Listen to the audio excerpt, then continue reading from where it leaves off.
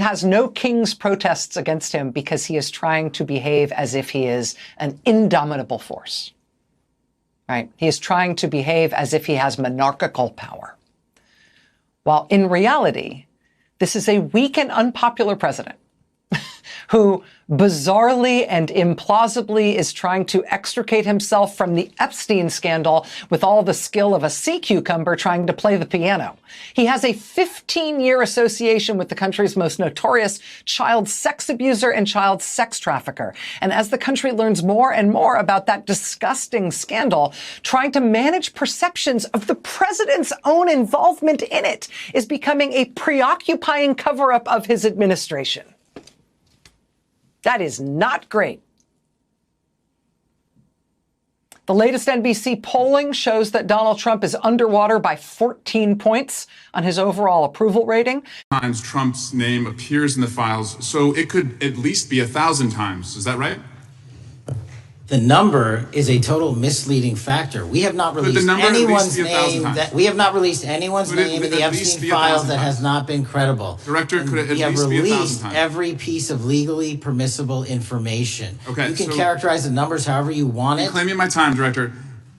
It sounds like if you don't know the number, it could at least be 1,000 times. It's not. It's not. Is it at least 500 times? No. Is it at least 100 times? No. Then what's the number? I don't know the number, but it's not that. Do you think it might be your job to know the number? And now we're seeing one very clear reason why you want to build a political FBI, the Epstein files. You want an FBI blindly loyal to Trump and to you as his enforcer so you can continue your cover-up of a massive international sex trafficking ring with more than 1,000 victims betraying all of the survivors of the sexual violence. Pants. And let us know who the pedophiles are. Put on your big boy pants and let us know who the pedophiles are, you said. You emphasized that the president and the FBI director each had complete authority to release Epstein's client list. You said Epstein's black book is under the, quote, direct control of the director of the FBI. Look at this clip. This is way off the topic, but who has Jeffrey Epstein's black book? Black book. FBI. But who? That is, I mean, there's... Oh, that's under direct control of the director of the FBI. All right, so you were sworn in as director more than 200 days ago. Now the black book is under your direct control. So why haven't you released the names of Epstein's co-conspirators in the rape and sex trafficking of young women and girls? Maureen Comey knows where the bodies are buried. Maureen Comey knows what's in the Epstein files.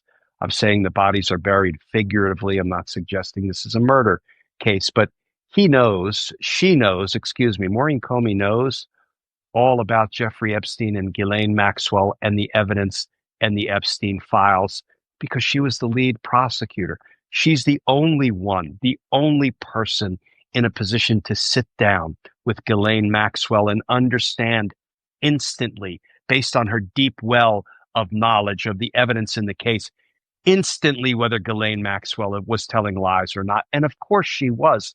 Maureen Comey successfully prosecuted her, proved her guilt beyond a reasonable doubt of multiple crimes. So of course she was lying when she said she did nothing wrong and Jeffrey Epstein did nothing wrong. Of course she was lying, and Maureen Comey would have known that, would have confronted one her. of his quotes, one of the pilot's quotes was, he goes, every underage person I saw on the plane was with either a parent or an adult. I was like, those are two pretty different things. If I showed up to a playground and I'm like, is that your son? I'm like, it's a kid. Let's not go into detail here. I'm sure we're all here because we back Donald Trump.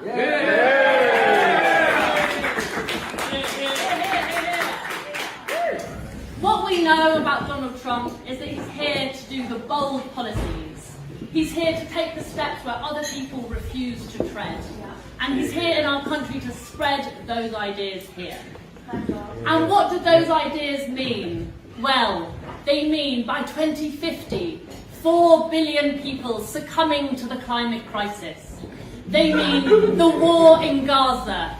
They mean a huge, terrible, absolute absolutely catastrophic, cascading collapse of impacts that are beyond our wildest imagination. Fires, floods, globally, to affect us all and kill billions in their wake. We should not be here to support this president. He only leads us down a path of fascism and climate collapse. It is clear that this man is a madman. He is going to send us into an early grave. If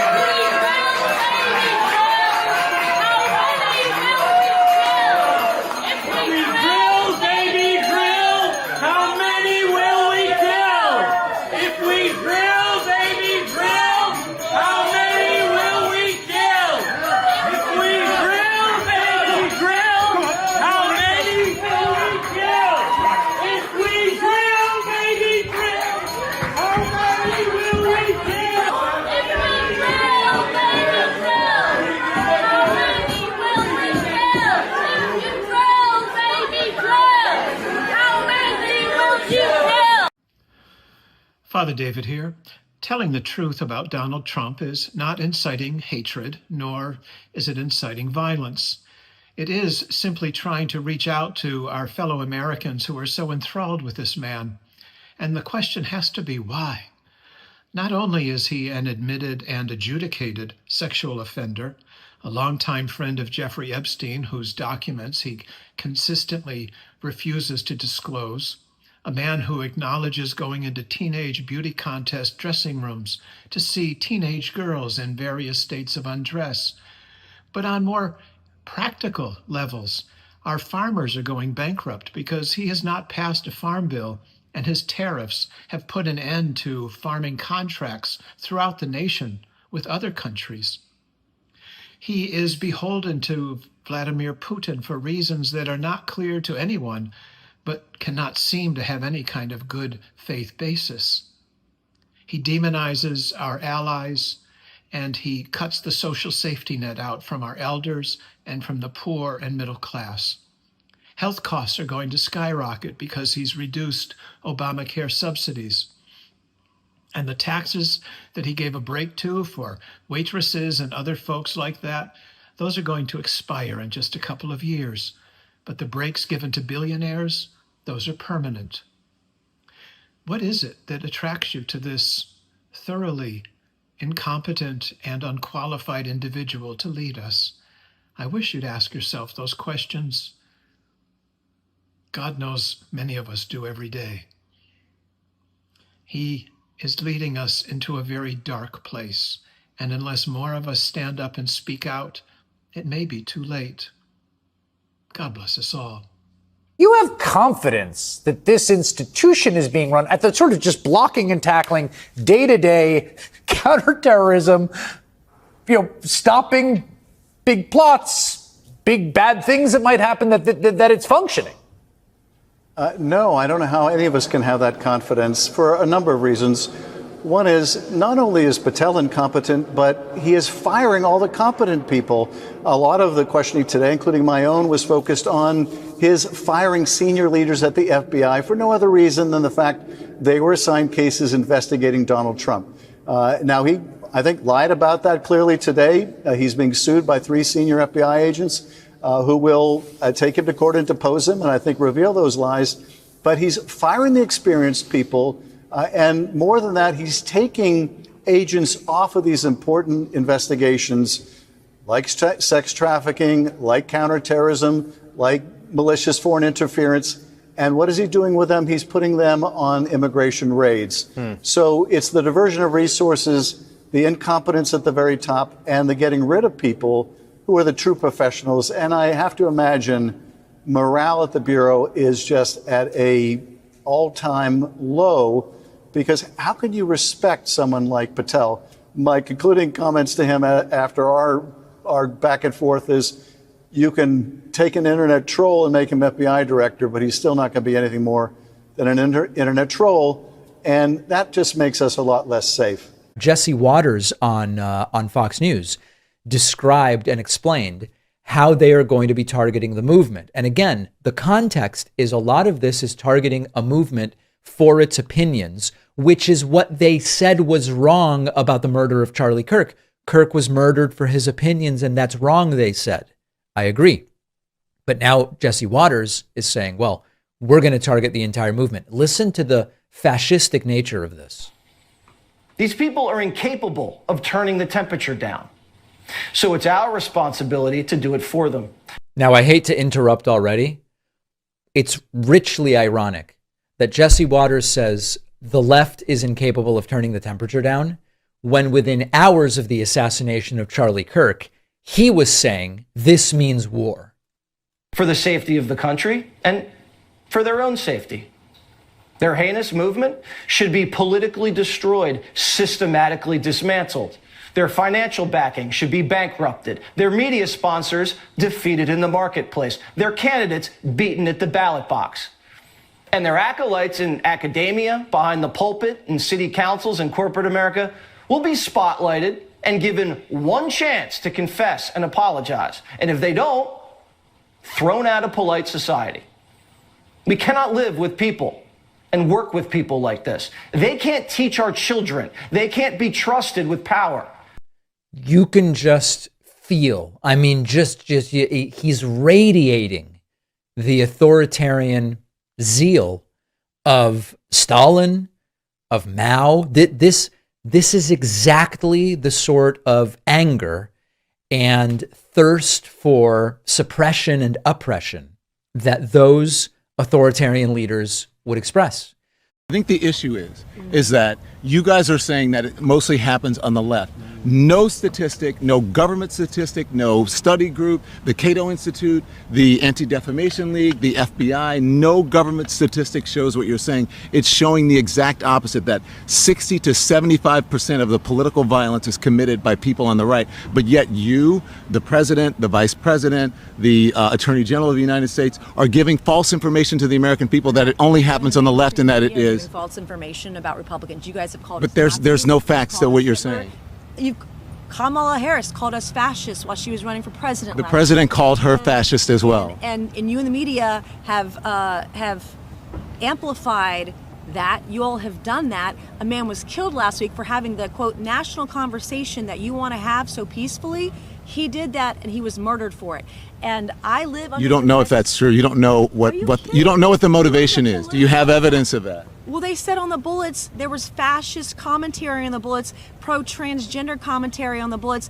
Don't give me the bullshit that could very well be so, but we don't know if that's true right now. Was a transgender, was a tranny. Come on, let's be honest about this. That's disrespectful. Republicans vote to table. I really don't care because there are a lot of trannies out there that want me dead because I'm a rape victim who wants privacy in the bathroom. The trannies can F off. I don't care. They want to kill me, and they're not going to. How would you like it if someone called you out of your name? If they called you a B word or any of that, how would you feel?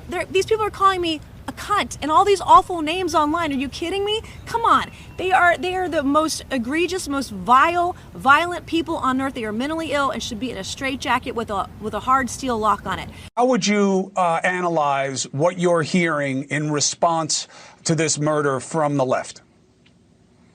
From the left? I mean, just listening to the clips you played from the Trump administration, we're in a very dark moment. It's a very McCarthyite moment right now. I've been listening to your show. You made a lot of good points. The biggest point I think you've glossed over is the crackdown on free speech, this targeting of people for their views. I thought Charlie Kirk was supposed to be a free speech martyr. Why are the right using his death to crack down on free speech and American rights and go after this amorphous left? J.D. Vance lied today on the Charlie Kirk show when he said the statistics are clear that this is a left-wing problem. It's the exact reverse. Right, exact reverse. You look at the ADL Center for Extremism, which looked at 444 people killed by extremists between 2013 and 2022, 75% of them by the right. You look at the University of Maryland study that was done for their terrorism center, which found that from 1948 to 2018, right-wing extremists more likely to carry out violence than left-wing extremists. You look at the head of the FBI, who Donald Trump appointed, Chris Wray, who said the #1 domestic terror threat in this country comes from religious and racially motivated extremists, specifically white supremacists. You can keep going. The National Institute for Justice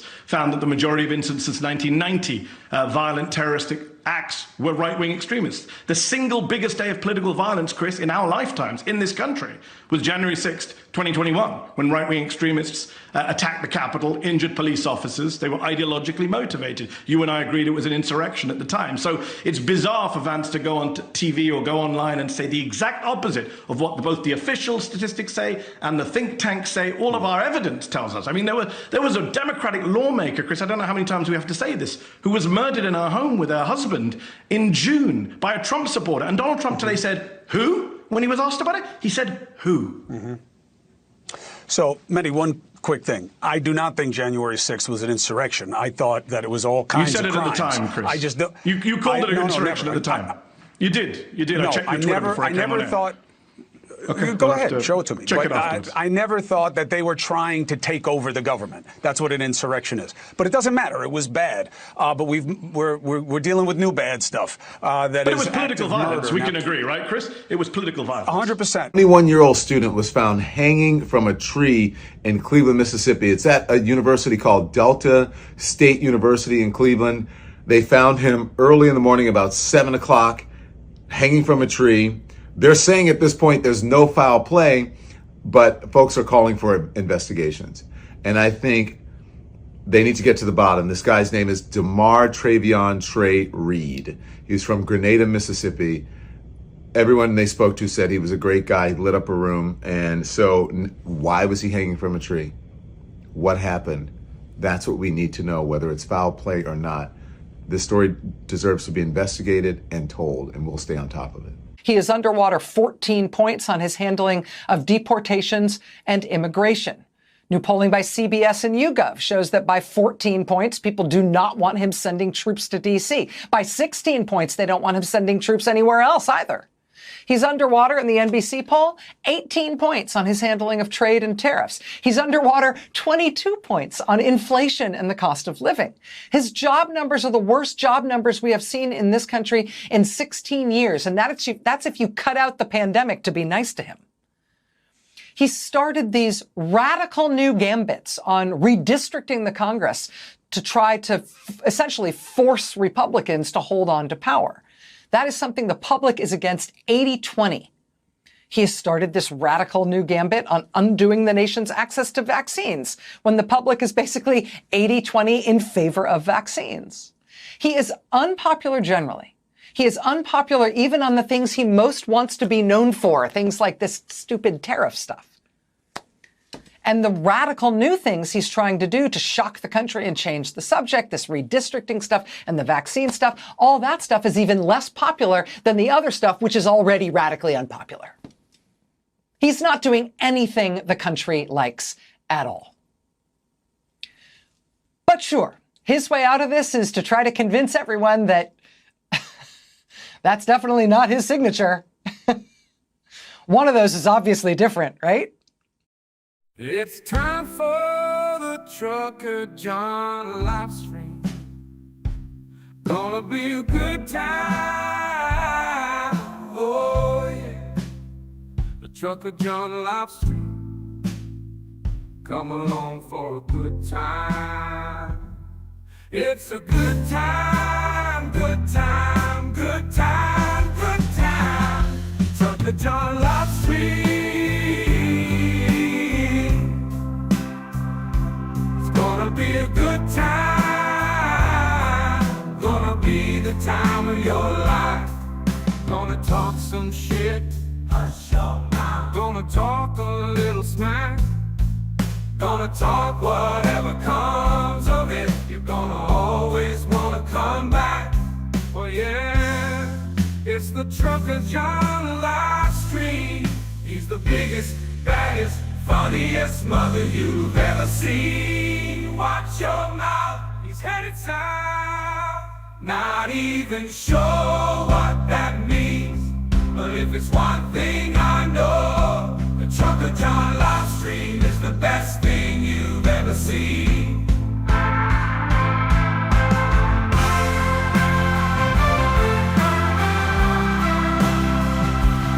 And now, ladies and gentlemen, the moment you've been waiting for. Trucker John.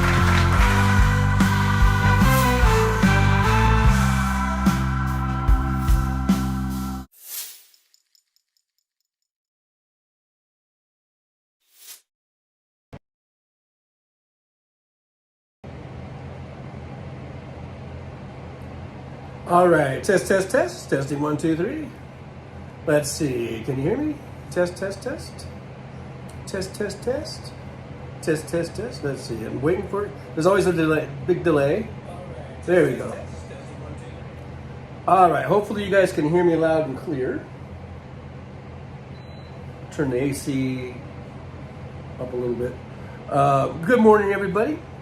Good morning. It's 11:41 here in beautiful Las Vegas. That's AM, and it's the Pacific time zone. We're already at about 91 degrees. We're supposed to hit 100 today. I think today and tomorrow we're supposed to be a daytime high of 100, and then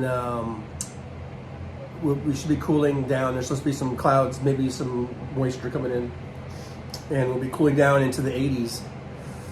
Anyway, thanks for being here. I do see Sandy Foltz was first today again. Paul Burrows is second.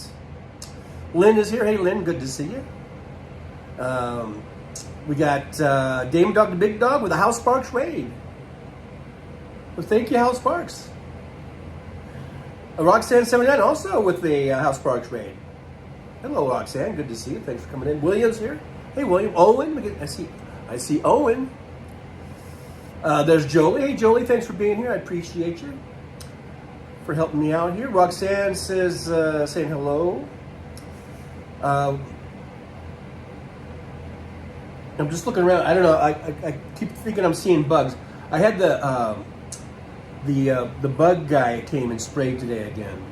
They do that. I didn't even request it. It was just the apartment complex is just doing it because I guess there's just so many bugs, and they're just sending in the pesticide guy, and good because there's bugs like roaches and shit.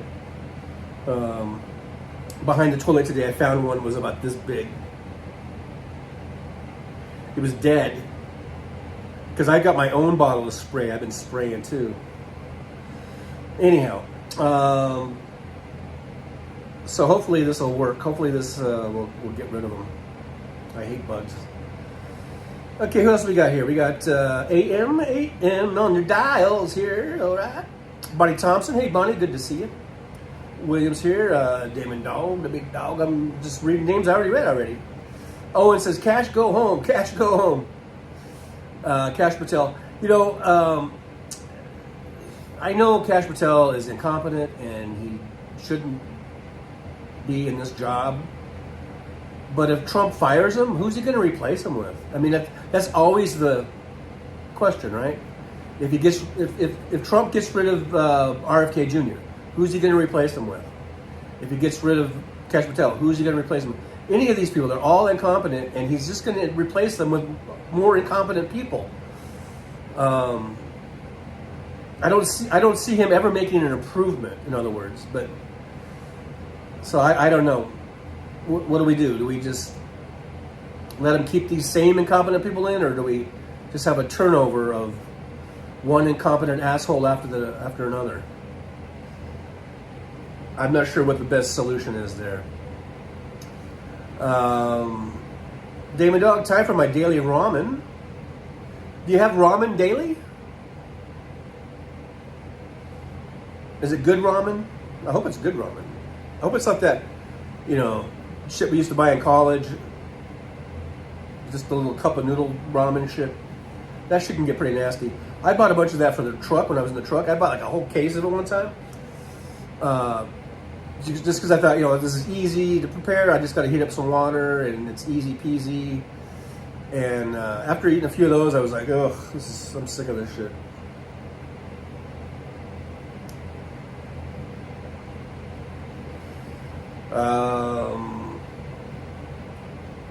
Roxanne says, oh shit, oh snap, she turned, is this where that was in England?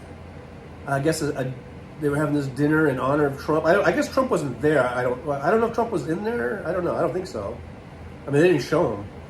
But yeah, she set him up like saying, "We're all here to back President, Trump. Here." And they're like, yeah, And then she set him up.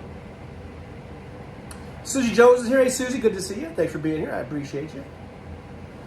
Susie says, I'm feeling pretty rough today, so thank you. This is a blanket. Hello, y'all. Hello, Susie. I hope you can just kick back, relax, maybe get some chicken noodle soup or something. I don't know, whatever you need.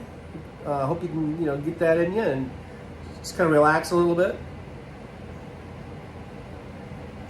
Stephanie B2's here. Hey, Stephanie, good to see you. Thanks for coming on in. She says, hello, everyone. I had my left hip replaced yesterday. Wow. I was sitting in the bed and something went crack. I can't put any pressure on it now. I called the doctor. He said to wait 2 days. 2 more days. 2x days? I don't understand the whole 2x thing. I know it's 2 times day. Can we just say 2 days? Can we just say 2 days? I don't know. Anyhow, well, that sucks that the thing that cracked, but it's still under warranty. Let me move my screen over a little bit. It's picking up a little bit of the TV. Maybe I went too far, though, didn't I? Did I go too far? Maybe not. I don't have any memes to put up. I didn't put anything up, anything new. And since today, I kind of wanted to make this maybe an Epstein, or at least the intro, I loaded it up with a lot of Epstein stuff, because we can't forget Epstein, right? It's all been Charlie Kirk and all the kinds of shit, all that shit. All these distractions that Trump wants. So I wanted to make this sort of Epstein heavy today, Epstein loaded. Let's see if I got an old meme I can put up. It's already in my library. I don't know if I do. Because this library is, it's different than my other library. My photo, it's like 2 different places, 2 different things. Wow. I'm going into this one. I'm going way back into the Kamala Harris stuff. Let's back into the election. That's how much stuff I have in here that's old. Wait. Oh, no. Oh, I thought I saw an Epstein thing.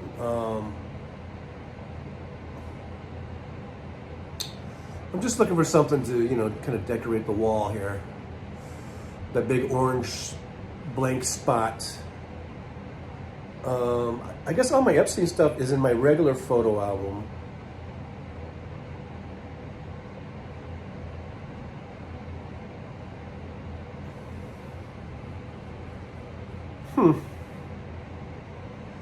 Well, that kind of sucks. I thought I had something else in here.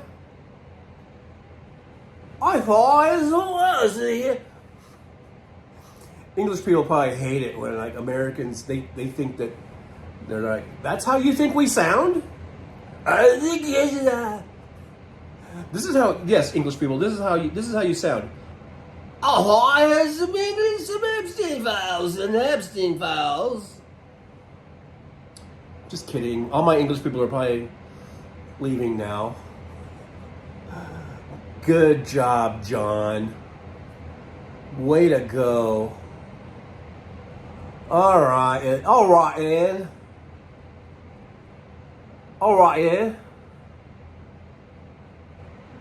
I ain't got nothing Epstein related. Oh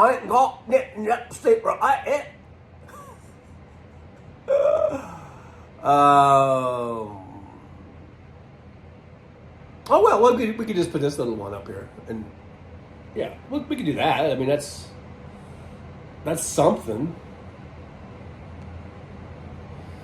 Make it all crooked and shit, There you go. That'll do. That'll do, pig. That'll do. This reminds me of what was that pig movie about the pig? And the dude's like, that'll do, pig. That'll do. Anyhow, all right. So 72. I hope the hip. Hope they fix it. It's under warranty. Have them fix it. Let's see here. Where was I?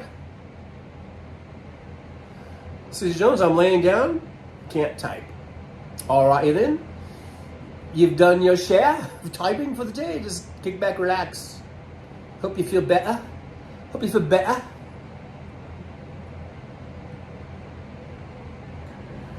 70B2 says, can't a new president change those tax laws? Well, it depends on how the law is written. If they're put in, if they're passed and there's no sunsetting or there's no time limit on it, then the only way it could be changed is to overwrite the law with new legislation, I would think. And now I'm not an expert, all right? I'm not, I don't want some asshole coming back here saying, you said this, and then making a big deal out of it. I'm no expert, okay? But I think that, depending on how it's written, it could be permanent. And then you would have to override it with new legislation, which would have to be written up. It's got to pass all the House committees and the Senate committees and pass through the House and pass through the Senate, pass through the joint, session and all that shit, and then go to the president for signing. So I guess, hey, if they could overturn Roe v. Wade, then anything could be overturned. But some things are harder than others, I guess it depends on the sort of the language of the bill. I'm no expert, though. Here we got the lucky minute. Susie, I spent a week in a blanket burrito sick, so I understand. Oh, God, we got sicknesses going around again. Oh, my God, I hate that. That's one thing I hate about being a cab driver. Is whenever someone coughs or sneezes in the cab, my first reaction isn't like what a nice person would be, and I'd be like, oh, God bless you. My first reaction, but I keep it in my head. I don't. But my first reaction is like, you motherfucker, you better not get me sick. That's my first reaction.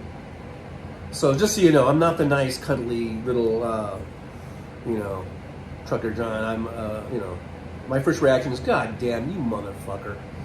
It's not like, oh, God bless you. AM says, reacting to the intro video, this man, DJ T, is chaos everywhere he goes. He's total chaos agent. He is like, remember, was it the John Mulvaney, the stand-up routine that he did, I think during Trump's first administration, about basically the bull in a china shop. And I think in this case was it a horse in a china shop? Whatever it was. He just can't do anything without just fucking everything up, man. He's a total fuck up. And the thing is he thinks he's this great businessman, art of the deal and all that shit.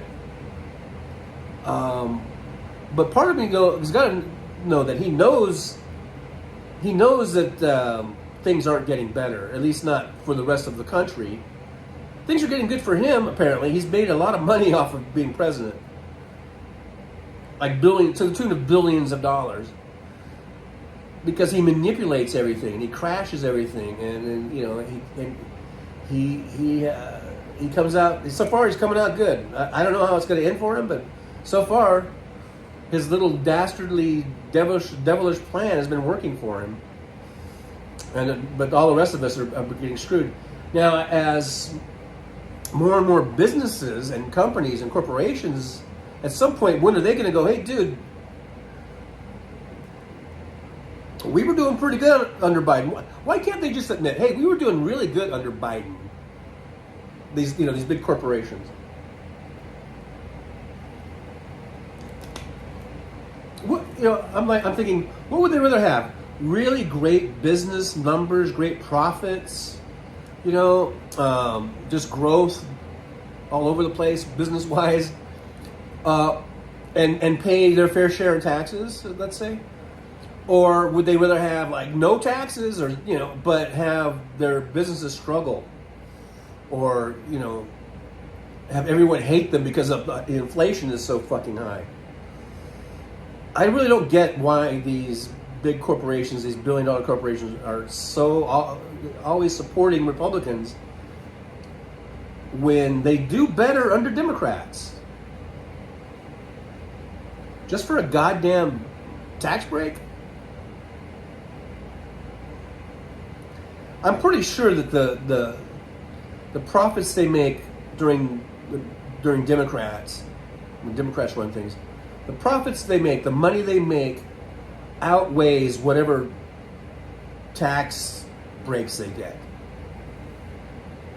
Now, I might not be right.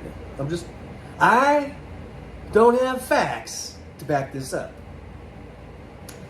To quote the late, great Herman Cain, I don't have facts to back this up. And that's the funniest thing I've ever heard in my life. And I remember Norman Goldman, if you ever listen to him, he used to play that clip, or you call it a clip? That soundbite all the time. And because fucking Cain was it was during a presidential debate, right? I'm pretty sure, and he was gonna. I forget if he was saying something against Trump or who he was saying against. I don't even remember what his deal was now, but I do remember the part where he's like, I don't have facts to back this up, and then he goes into talking a bunch of shit about whoever it was he was talking shit about. I mean, that's kind of like the greatest move I think I've ever seen in a debate. I don't have facts to back this up, but you're cheating on your wife or whatever. I don't know whatever he said. It says Jesse can't be trusted with the Sunday comic strip. Jesse, I want Jesse's girl. I don't even know if I do or not, actually. Bonnie Thompson says Nancy Mace need mental health therapy. Nancy Mace said that people are calling her a cunt. And Nancy, all I gotta say is if the shoe fits, you better wear it.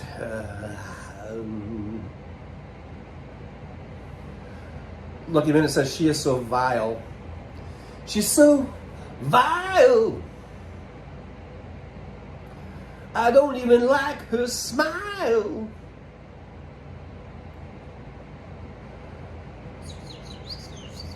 You guys hear that? That's me whistling. It says because you won't let them take shit. It's insane to think that way. Blood Dragon says I thought she shaved her head like Britney Spears for a second there. It was all pulled back. Steven Sayers, hey Jolie, it's a beautiful day. Bonnie Thompson says I gave up on talk therapy. I'd find out later after trying to be sneaky about it. My therapist was a libertarian.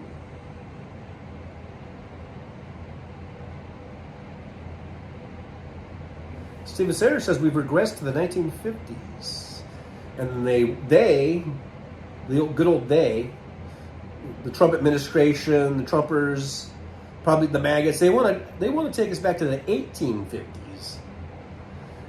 We had that one Don Lemon report there on the hanging, and there was actually another hanging. There's been two recent hangings, I think both in Mississippi, I believe, or was one in another state.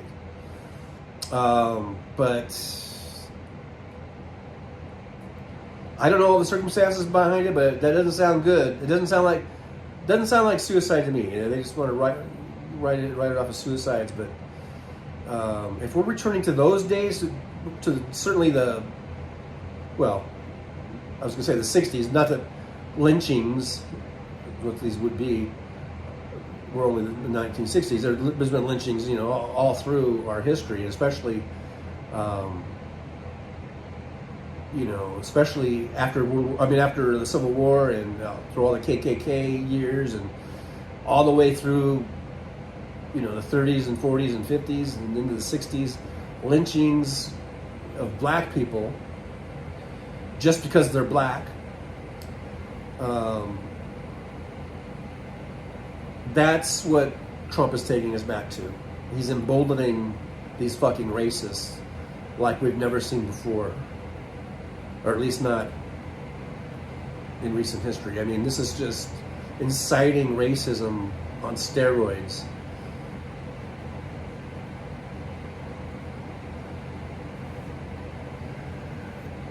WB2 says a civil war in the U.S. is going to be in each state and a horrible nightmare. Project 2025 is almost completed. Am says, whatever happened to Chris Cuomo? I thought when he had to show that he was fighting for the truth. Well, so he got kicked off. Was it CNN, right? And then he's come back, and now he's doing his own show. I don't know. Is that an internet show, or is that? I don't even know if that's some other weird network or whatever. But he does seem to be coming back with a little bit of a grudge on his shoulders. You know, like he's like, okay, well, fuck you, you know, you lefties. Even though his problems were his own making.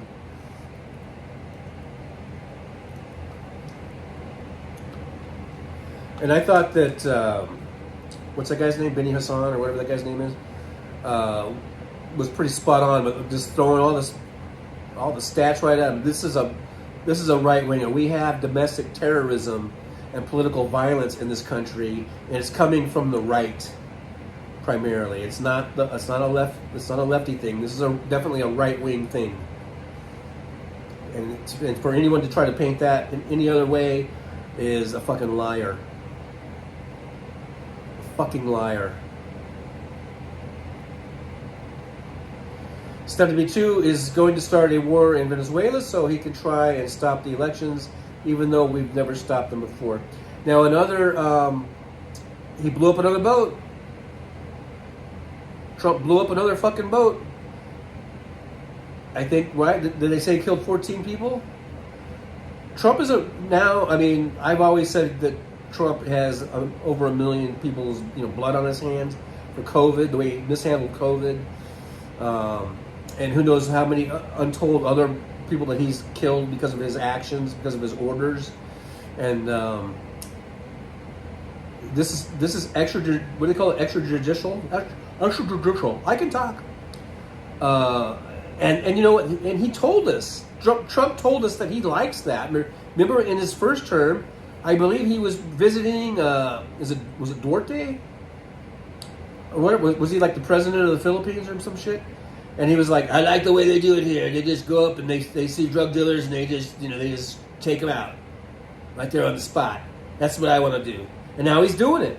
He's doing what he said. He's in his last term. He talks about being president again or whatever, but this is his last term. He's just doing whatever he wants because he sees the impunity. He's not in prison. He's not being impeached. So now he's like, I'm just going to do what I want to do. And he's got I think that's his little bucket list. He wanted to be like Duarte, or whatever that guy's name was, and have these extrajudicial executions, no due process, no investigating, no finding out what was on these boats, no boarding the boat. They have Coast Guard, we have the Navy. They can board a boat and they can inspect it and see what's on it. And if there's illegal drugs and shit, then they can arrest the people. And if they're all good, they let them go. That's how you do it. But Trump is just fucking blowing people out of the water. And he needs to be impeached for this, too, now.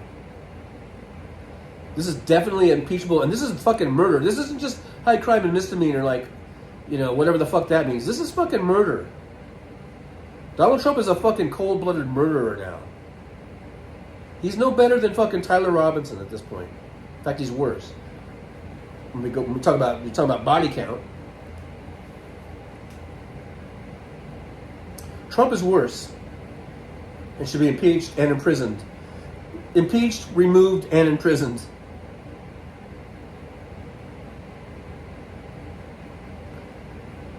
That's just my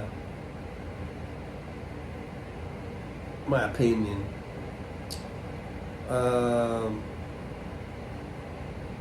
Blood Dragon says, I miss the times when somebody died and we were sad instead of angry. Rest in peace, George. Who's George? George Washington?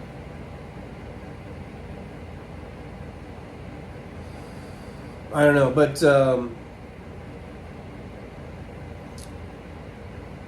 as far as Charlie Kirk dying,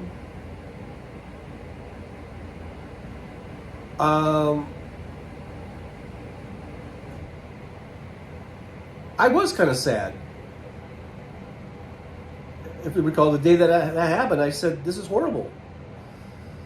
Now, but I also have always made it clear that I didn't agree with anything that Charlie Kirk said, or at least most things that he said. And I think that he's a pretty horrible human being. But I always said, this is horrible. This is not good. This is a bad thing.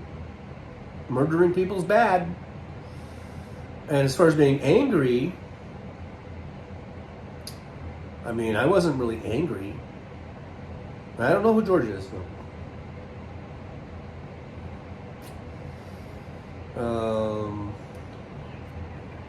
Steven Sayers says Dinky's going to start a war in Memphis.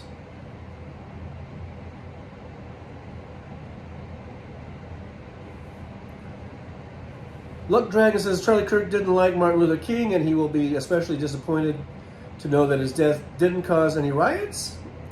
Good trouble.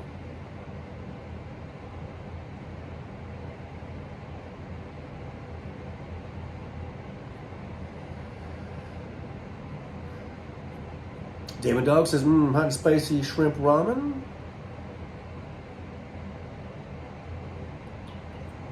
Squirrel Girl's here. Hey, Squirrel Girl. Good to see you.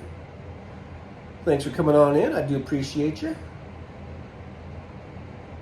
Look, Dragon, I'm telling you right now, Damon, the only ramen I like is beef. MJ Daniel, am I early? I don't know how long ago this is. I think you're right on time, MJ. I think you're right on time.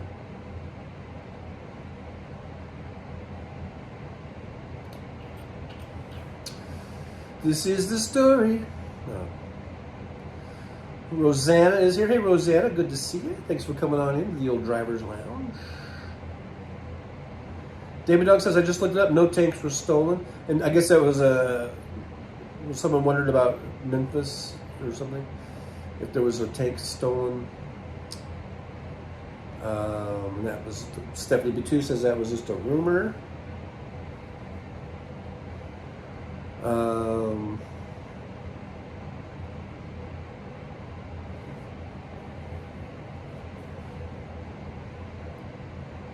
Mr. Spock is here. Mr. Spock, live long, and prosper, and may you have many more chickens. Mr. Spock says powdered boric acid gets rid of roaches. At TJ works good. Alrighty, keep that in mind. The Lucky Minute says can't be afraid of bugs in Texas. Spraying is routine here. David Dog says don't use chemical spray. Use diatomaceous earth or boric acid to get rid of bugs. If you have pets, use DE, which I guess is diatomaceous earth. I have no pets, so I don't have to worry about it. I did meet one of my neighbor's pets today. I was taking the garbage out. And so my neighbor back this way had her little doggy out. It was a little chihuahua. And it was the cutest little thing. It was the cutest little chihuahua. It was just really so sweet and nice. And I petted it and stuff. Cutest little thing. And I was thinking, you know, a chihuahua is like the perfect size pet if you're going to have for one of these apartments because they're so small. A chihuahua is perfect. If you're gonna have for a dog, you know, either that or a little, my little Shih Tzu. I love Shih Tzus. I hope I'm saying that right. It sounds like I'm saying Shih Tzu. I'm not sure if I'm saying it right, but I love them. David Dog says yes. Daily ramen, $1 a bowl for lunch. Yeah, you can get good deals on them. I just couldn't eat it every day. I'd have to, you know, eat it maybe every third day or something. Or, you know, I would just get so sick. MJ Daniel says bugs are delicious. Goes great with dandelions. I'm sure I've eaten my share of bugs unknowingly, or parts of bugs. I think we all have.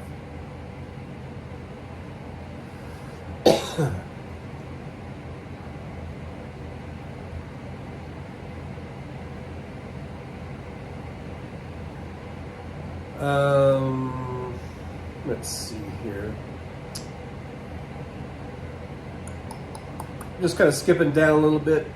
Sandy Foltz says use disappear and cider ginger and water. Put it in a bowl. It will get rid of your bugs. Wait, what a minute. Wait, what? Wait. You just put it in a bowl? What's this? I think that must be an autocorrect thing for disappear. That must be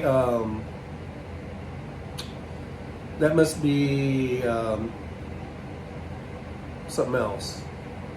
Disinfectant? I don't know. And cider ginger and water in a bowl, and it gets rid of your bugs.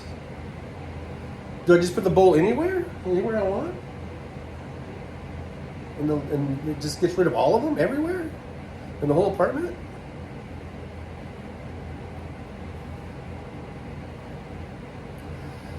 But I will say that, because this is the second time they sprayed, like they came was it last month or the month before last? And I will say that the amount of bugs was greatly reduced. It greatly reduced them. And now this is the second time they've been here. So I'm hoping it will greatly reduce it even further.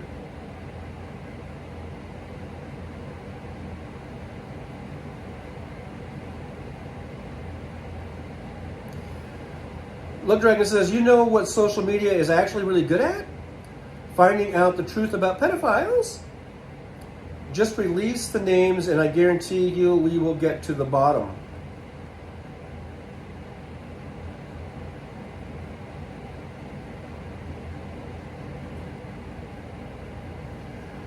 Mr. Spock, what the fuck is this? Smoking weed in front of kids. Are we bringing that up again, Mr. Spock? What the fuck? Really, Mr. Spock? Why did I even read that? We're bringing that up again?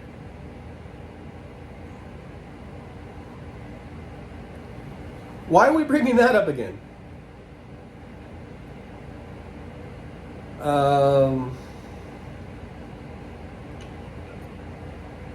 Mr. Spock, no, don't start it up again, laughing out loud. You started it up, Mr. Spock. You're the one that started it up.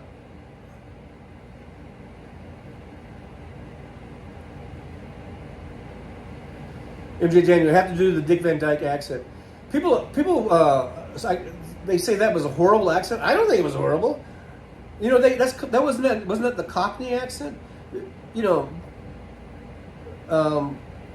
England has a whole bunch of different accents, just like America. We got all kinds of accents here in America too. You know, you got your Midwest, you know, and you got your East Coast and your Southerns, and the Southerns, they got like 6 or 7 just different Southern accents, for God's sake. So, I mean, who knows why? I think all the people who were criticizing Dick Van Dyke didn't realize that they don't all talk like David Niven or whatever, you know? They got like half a dozen different dialects or I don't know if they're dialects, but, you know, different accents and shit.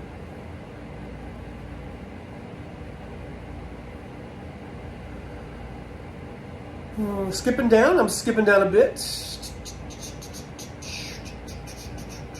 MJ Daniel, plenty of people here getting vaccinated, but you still have to be careful. Yep. Squirrel Girl, who was the reporter pushing back on Nancy Mace? That was Don Lemon. Remember Don Lemon? He was on, was he CNN also? And he pretty much got kicked off or whatever. I don't know what the deal, I forget what the deal was with him. But now he's got his own like podcast or live stream or whatever, not a podcast, and he does his own thing now. And he's pretty good, actually. I think he's pretty good. I don't really watch him all that much, but from the times that I have, I mean, he's pretty good. Robert Perez is here. Hey, Robert Perez, thanks for coming on in from down San Diego way. Good to see you, Robert. Robert says, yo, Trucker John, how the hell are you? And all truckers out there and about, have a groovy day. Have a groovy day. Mr. Spock says, Trump brand Mexican Soylent Green sausages coming soon. Yeehaw! MJ Daniel says, they all know this is a fucking act. Every Republican in the Senate and Congress do it, and they are fucking over this country. I absolutely agree, MJ. They know what's right. They know the truth, and they don't want to put the truth out there because they don't want to go against Trump's MAGA base, the maggot base, and get primaried or whatever. Spineless. They're spineless.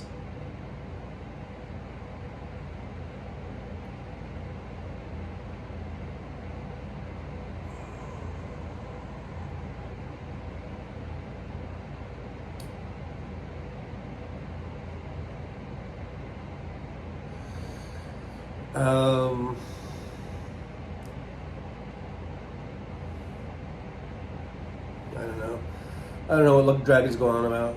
I'm skipping that one. Robert Press says, hey Johnny, I'm feeling like Kash Patel. I got one eye on the TV screen watching the show and one eye on my wild 2-year-old grandson, laughing out loud. Yeah, those 2-year-olds, you might want to keep both eyes on that one, because they're quick little suckers, ain't they? Getting into shit.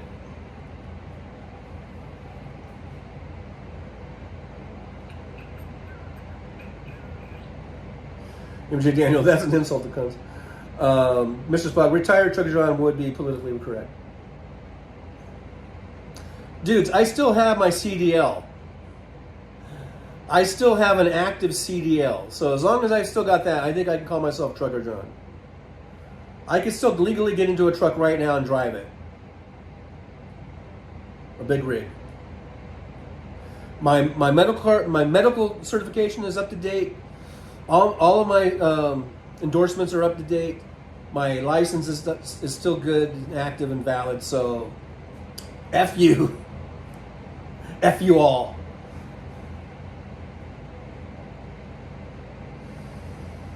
Robert Perez says, hey Johnny, I'm hearing a humming sound. Is that your AC running? Is there a diesel truck?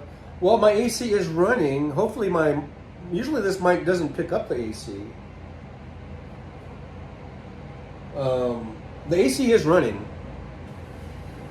So I don't know. Is anyone else hearing a humming sound, or is it just Robert? Sandy Folt says, yesterday I went to Raymond's and Flanagan Furniture Store and I bought a sofa couch, maybe an ottoman, maybe coffee table, and a kitchen table. Awesome. Sandy getting the furniture there. Getting some nice furniture. Sounds cool.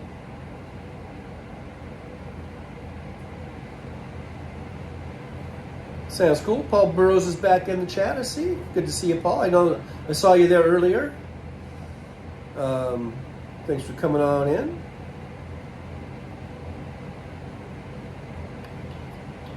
Squirrel says there were actually 2 hangings in Mississippi on the same day. I saw a YouTube report yesterday. Type in YouTube and you'll see reports of 2. Yeah, I did mention that there were 2.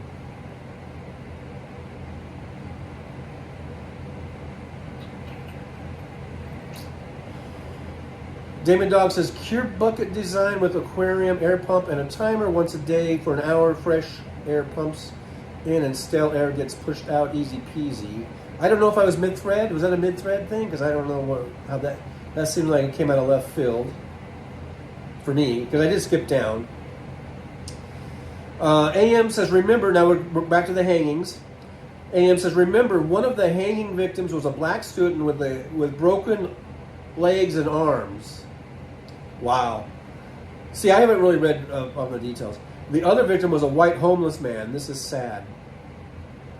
And, okay, so it's very suspicious. The black student, how do you hang yourself if you got broken legs and arms? I mean, right? So that's very suspicious.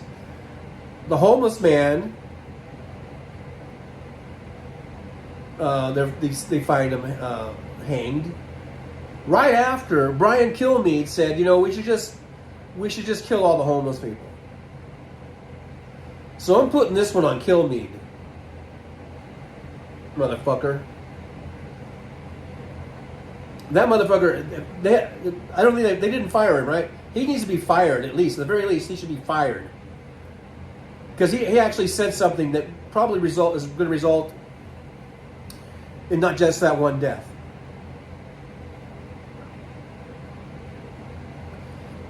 And yet they want to fire people who just, state the facts about Charlie Kirk and basically just repeating what Charlie Kirk said. Just repeating his own words, and people are getting fired. A bunch of teachers here in Vegas and around the country, I've heard, but here in Vegas, a bunch of teachers technically haven't been fired, but they've been removed from the classroom and they've been placed on, I think, some sort of leave. And I don't know what their outcome is going to be. Just because they had people go through and look at all their social media posts, and apparently they were just repeating, just doing what we're all doing, and just saying, hey, Charlie Kirk, he said this awful thing, and he said that awful thing. None of these teachers were saying, hey, we're really glad that he died, or that he got what he deserved. No one was saying that. All they were doing was pointing out this sort of hypocrisy about how the right wing is deifying him and lionizing him and saying what a great guy he was, and people are just going, oh, wait a minute, look, this is what he said. Is this really great? Is this really good? All this bigotry and racism that he promoted, all this fucking bullshit. And so teachers and people are losing their jobs for that. But fucking Brian Kilmeade can go, yeah, we should just kill all the fucking homeless people. They should be exterminated. And the next thing you know, there's a homeless guy hanged. Fuck you, Brian Kilmeade, you piece of shit. Hello, Marcia. With that, hello, Marcia. I see Marcia's in the chat. I know I'm probably 20 or 30 minutes behind. So if I'm just now saying hi to you, don't freak out like, hey, wait, I've been here. I've been here half an hour ago. I'm just now seeing it. So thank you so much for being here. I do appreciate you for being here, Marcia. I hope you're having a good day. Today. Let's see here. I'm going to skip down a little bit. Michelle's here. I think, did I say kind of Michelle already?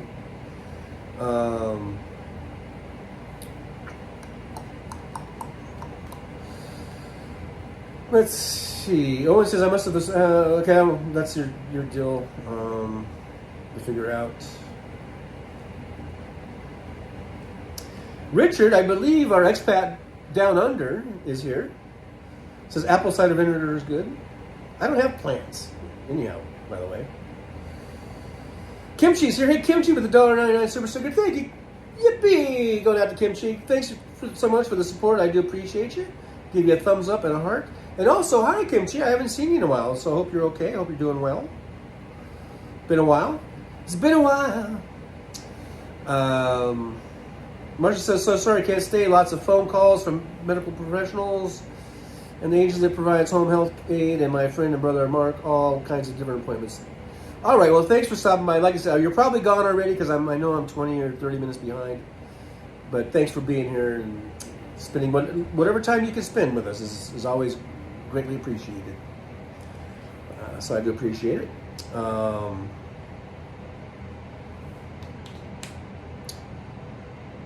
David Dog says, that's why I hate apartments and duplexes. As soon as a new person moves in, you get them again. Oh, like the bugs and shit? Apparently. Uh-oh, Kimchi, I smoke pot. Here, I'm not even going to, you know what? I'm not even going to read it. I'm not even going to read it. I'm not going to get into that. I'm not opening that kind of soup or whatever. Is that the expression? I'm skipping it. I had 2 days in a row where it became a shit show talking about that subject, so I'm skipping it. I'm skipping it. Richard says Dick Van Dyke is still alive. Yeah, I think he just turned 100, didn't he? I think he just, or, his last birthday. I'm pretty sure he made it to the big 100, I think. Now, I could be wrong. But I could be right. So, Richard says, I was born in Texas. Y'all come back now, you hear? Richard, how long have you been in Australia? And are you picking up a bit of an Australian accent, mate? And did I sound exactly like an Aussie? I know I didn't, but I'm just wondering, because I am the type of person that I kind of will pick up accents or the way other people talk if I hang around them a lot. And I'm pretty sure that if I lived in Australia or England or wherever, I would probably start talking like a goddamn Aussie or a fucking limey or whatever. If I was in Texas, you know, or Alabama, I would be just like them. I'd be talking like I was born and raised there. I would. I know I would. If I was in Minnesota, I'd be, you know, like, you know, how do they even talk? My whole family's from Minnesota. I should know how they talk. But I can't remember. You know, they have that bag. Hand me that bag. They're trying to say bag. What's in the bag? Did you mean bag? No, bag. The bag. What's in the bag? That's how they talk.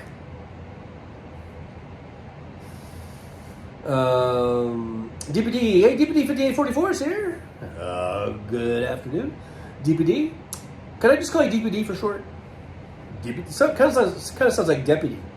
Deputy says, I would love to know the names of the movie producer, the rock star, and the name of the Italian car dealership owner. Wow. I have no idea what you're talking about. Are these Epstein list type of things? That must be it. That must be it. Okay. Me too then. Me too. Roxanne 79, I always had a twang in my voice. Kimchi, I trained out my southern accent in college. It comes back when I get excited. When I get excited. Oh, Roger Darter says Dick Van Dyke will be 100 in December. Oh, so he hasn't hit the big 100 yet. Well, fingers crossed that he makes it. We still got a few months to go. Come on, Dick, you can do it. You can do it, man.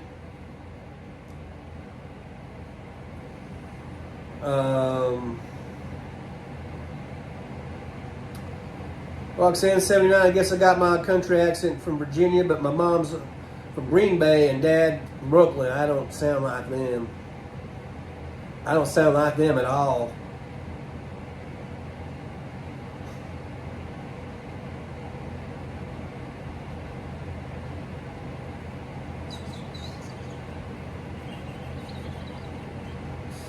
Richard was born in 1947 in San Antonio, Texas. Down in San Antonio.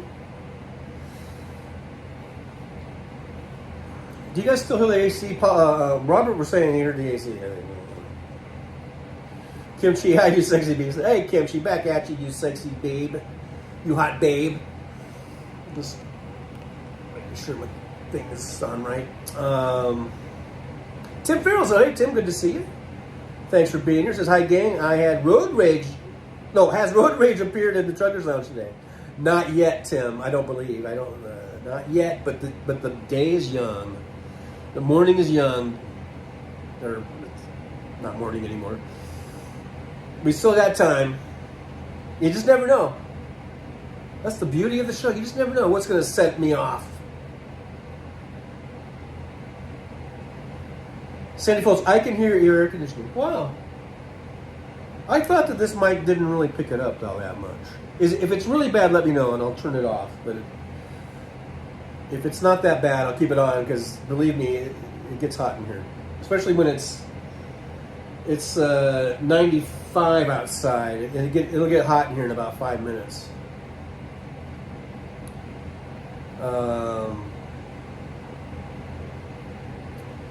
Yeah, MJ Daniel, I hear that they are trying to claim the black kid did it himself with broken arms and legs. Yeah, that's what I was mentioning that. Pretty ridiculous.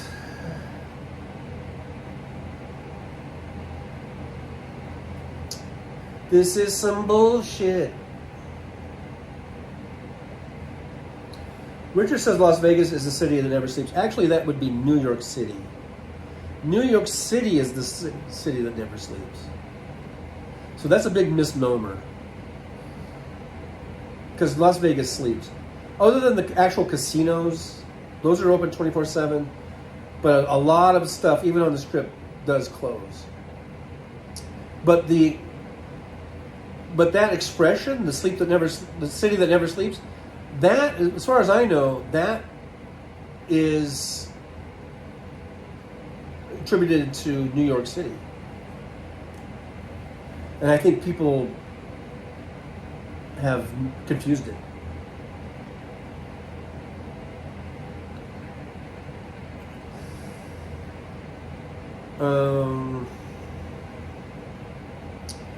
MJ Daniel says some lunatic running for governor in California posted a picture of himself in front of Auschwitz, saying that was his homeless plan.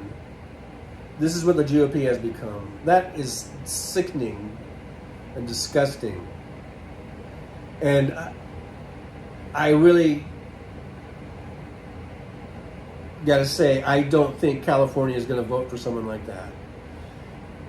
We've had Republican governors in the past, but I don't think I don't think California, if it flips to Republican, I'm assuming this guy's a Republican, right? Because you said GOP. God help us if California goes from Jerry Brown and Gavin Newsom and into some asshole like that. God help us all.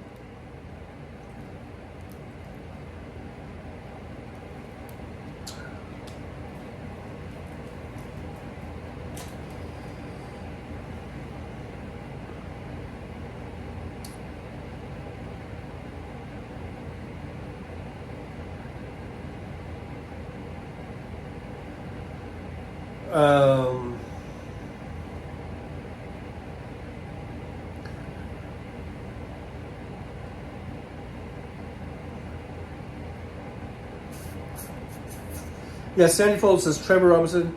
Is it Tyler? I think it's Tyler Robinson. The guy who killed Charlie Kirk has told his roommate in a note that he wanted Charlie dead.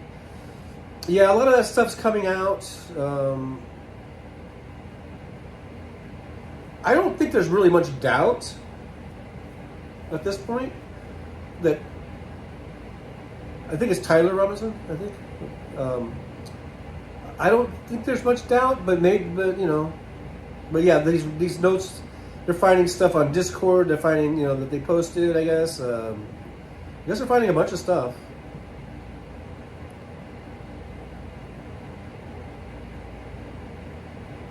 Richard says Fox News is run by Rupert Murdoch, a Trump supporter. That says it all. That says it all.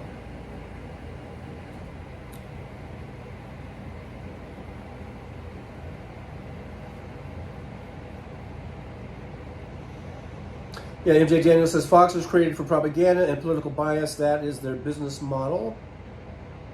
Yeah, they're the propaganda machine for the Republican Party. No doubt about it.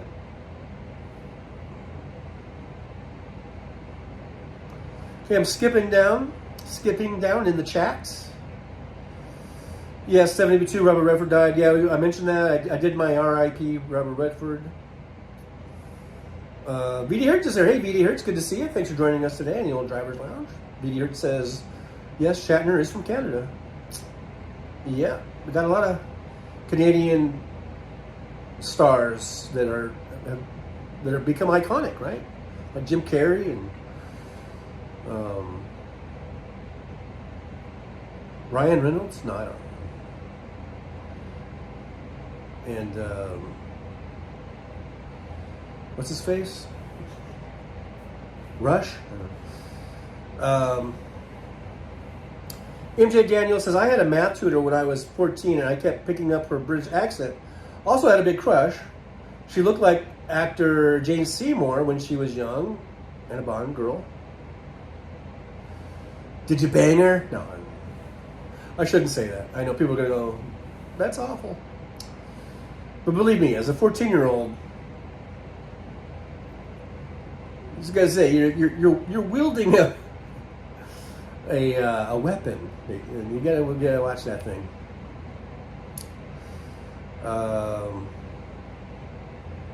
Christina Bible says it's fine, John. Stay cool. I just thought that this microphone wasn't picking up the AC all this time. You guys apparently lied to me in previous shows because you said you didn't hear it. Either that or the mic's not working or something. But I have a green light. So as far as I know, the mic is working. Let's see. She said you didn't hear it. Either that or the mic's not working. Test. Let's see. Green light. Is this thing on? As far as I know. You know what? I don't think this is working. Let's see. Either that or the mic's not working. Test. I have a green light. Is this thing on? As far as I know. You know what? I think it's working. I don't think this is working. That's why you're hearing the AC. I have the green light on. I have the thing plugged in. I'm gonna re-plug in the Bluetooth. That's why you're hearing the AC. I have the green light on. I have the thing plugged in.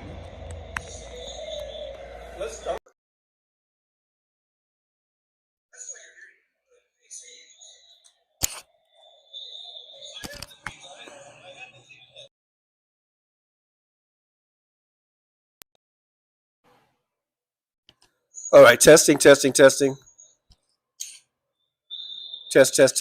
3. Testing 1, 2, 3. Testing 1, 2, 3. Come on. Testing. Okay, I think it's on now. Test. 1, 2, 3. Testing 1, 2, 3. Yeah, see the whole time. Testing 1, 2, 3. Come on. The whole time, this microphone, even though I had the green light, I believe it's on now. The whole time, this microphone, because you can hear it when I do this, you can hear it, right? I believe it's on now. The whole time, this microphone, because you can hear it when I do this, you can hear it. So I think it's on. All right, that's weird. That was weird. That because I have it plugged in, but for some reason it didn't say it was connected, or it wasn't connected, or something. I don't know. All right, that's weird. Anyhow, let me turn this back down. Okay. If it's, I don't know. Let me know if there's some weirdness going on with the sound. All right, I'm skipping down to kind of get caught up a little bit. MJ Daniel, where else can you do 500,000 things at 2:45? Yep. And then we talking about New York City. Mixed Buck says, he's some kind of French shit that I'm not even going to try. Not even going to try. I ain't going to try that one.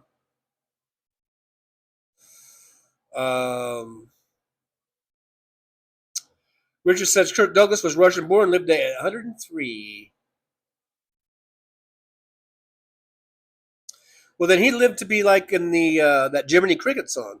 I remember. Did you guys ever get that? Maybe people around my age. I'm 64 and a half, or I'm 64 and I don't know, 9/10 or something, but 8/10. Well, no, probably 9/10. I mean, not 9/10. I mean, yeah, because my birthday's next month. Anyhow, like it seems like every year for a few years there in elementary school, they always played that Jiminy Cricket movie, and it was like, I don't want to live to be 103. And so I remember for the longest time, up until recently, I was like, I'm going to live to be 100. I'm going to make it to 100, And I think basically because of that stupid movie, I was like, hey, if Jiminy Cricket says I can do it, I'm going to do it. But as I'm getting older, and I'm like, I don't know if I want to live to be 103, because if things keep, physically getting worse at the rate that they're going, by the time I'm 100, I will be begging for someone to kill me. I'm thinking, mid 80s is looking like a good time to go at the rate that you were losing, or your health goes, just your basic overall physical condition, I think 85 is probably a good time to go, man. Fuck 100.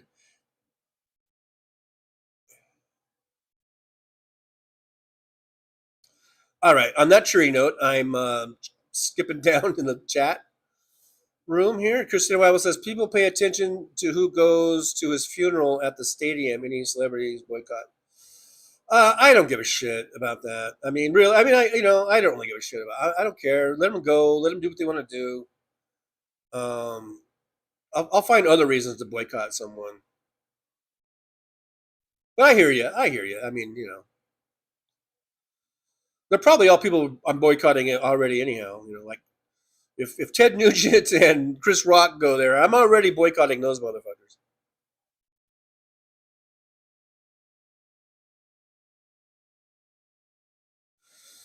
MJ Daniel, they are so desperate for their it was a liberal, it was transgender narrative when it was right wing and fighting. Yeah. Yeah, this is definitely, MAGA on MAGA violence. This Charlie Kirk thing.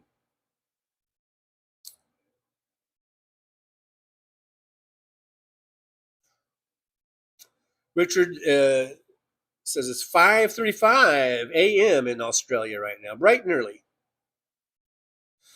Mr. Spock, I hope TJ don't get mad. Is it muted now? No, it's not muted. It's not muted. No, I can hear it. Mr. Spock, I hope TJ don't get mad. Yeah, it's not muted. I think it was muted for 1 second, and you're in there. Muted! Okay, so skipping down. I'm skipping on down in the chat here.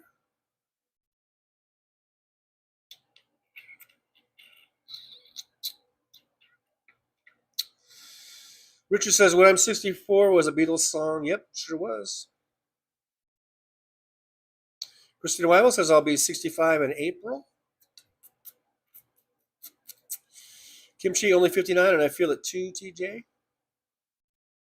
Richard, I'm 78 years of age. Congratulations, Richard. Christina Weibel, my dad's 85 and still kicking. Good for your dad. That's awesome. I think I might have skipped down too much. I'm almost, I feel like I'm almost caught up. Yeah, I think I'm almost caught up. Christina Weibel, Texas Paul put that out today. Not sure. I did listen to. I was watching some Texas Paul this morning. Caught where he was talking about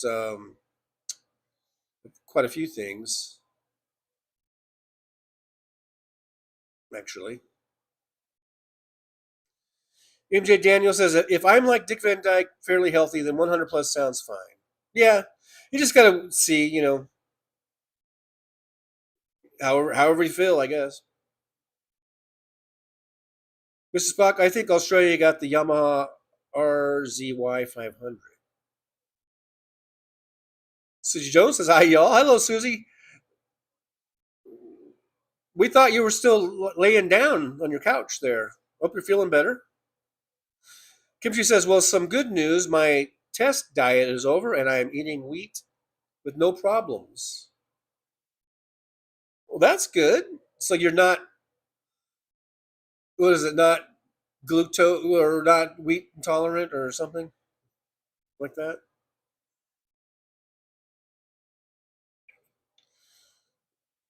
Yeah, Jolie says, great news, Kimchi.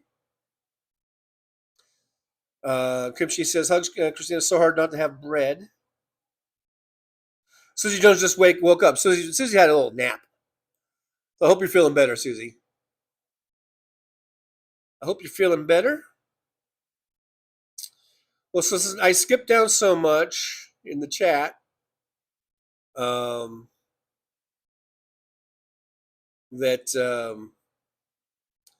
I've caught up. I'm the dog that has caught the tailpipe. So what can we talk about? What is going on today? Epstein files. I guess we could talk about that. Is there any news, any updates on the Epstein files? What's going on there? Should I look in the socials? I did lose a friend on Facebook who is a Jewish person. It's a person I went to high school with, and she had posted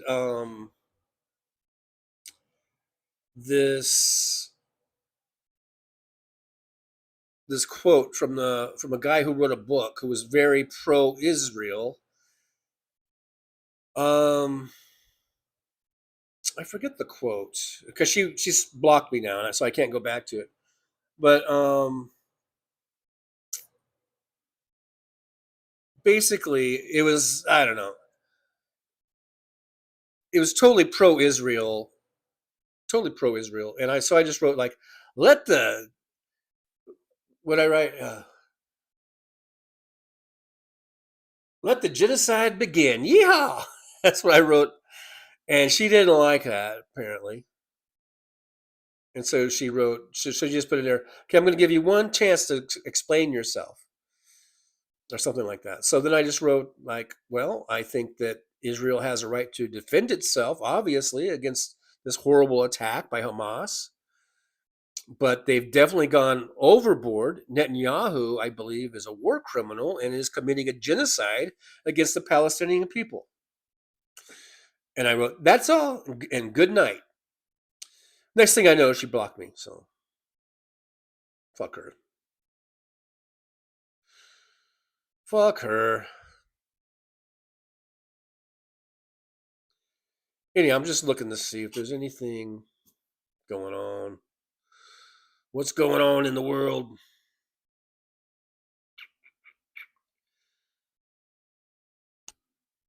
Where's a good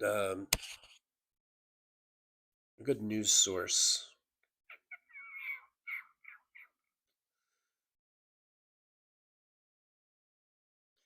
I did watch a movie yesterday.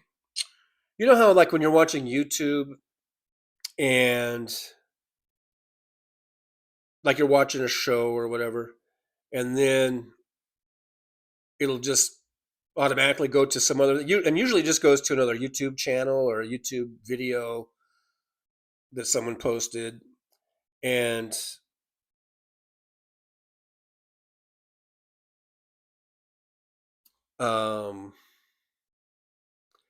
but this time it went to a movie, and it was I don't know if you guys remember the movie Cowboys and Aliens.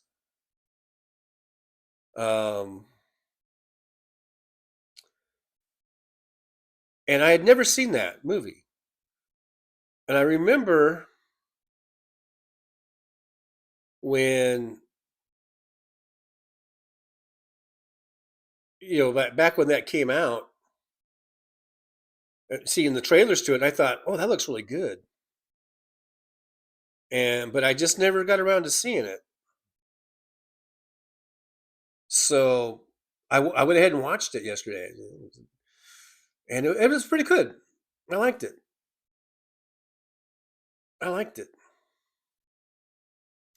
So I'm just on Google. I just went for today's news. Today, CNN says Fed announces first rate cut in 9 months, signals more reductions to come. Isn't that what Trump's been wanting? NPR is saying RFK Jr. wanted blanket approval for changes at CDC. Fire director testifies. Oh, is this the one that he said was that she lied about what she said and what he said? CBS says FBI Director Kash Patel faces questions on Epstein files at House hearing. The BBC says thousands protest against Trump's second UK state visit. We saw a little bit of that, a little hint of that with that one clip there. New York Post says Barack Obama decries Charlie Kirk's horrific murder as nation hits infection, and then it just stops. I don't know. I don't really care about that story, actually. Politico says DOJ impeachments could continue Democrat retaliation against Ilhan Omar.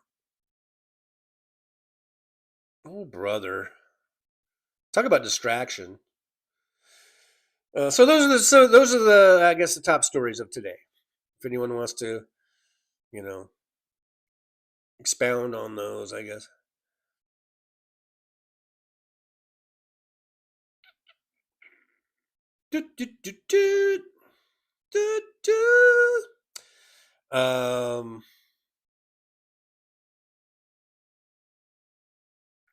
Just going back to the chat here real quick.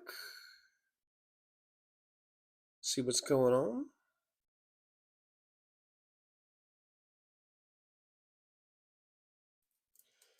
Yeah, Christina Weil says Kash Patel is being questioned in the House today. He's an arrogant little shit, isn't he? For being done such a dumb shit. And he's doing basically just the same thing that Trump does. Like being loud.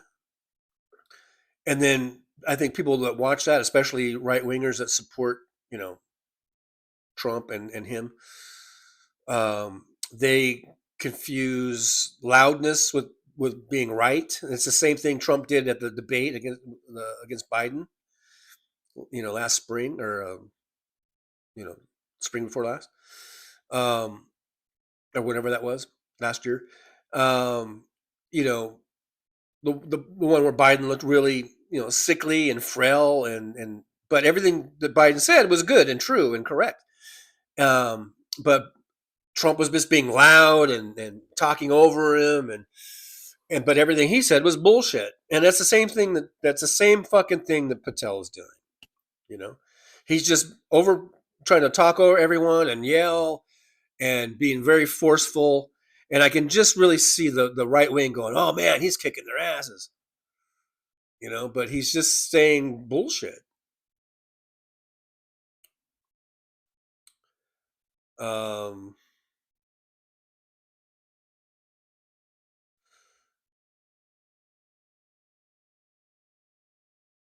Yeah, Kimchi Cash, you can't reclaim time. That ain't yours, little weasel.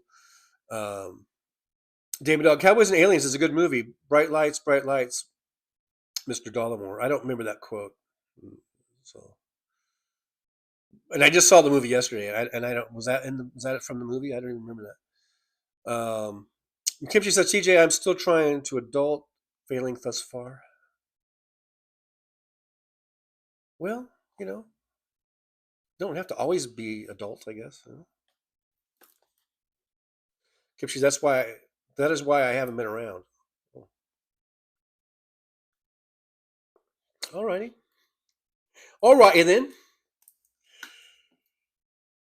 MT Daniel says, just what I have been saying. RFK wanted her he wanted her to fire experienced, important people. She said no. So he thinks she can't be trusted, which is why he said that. Fucking lunatic. Yeah.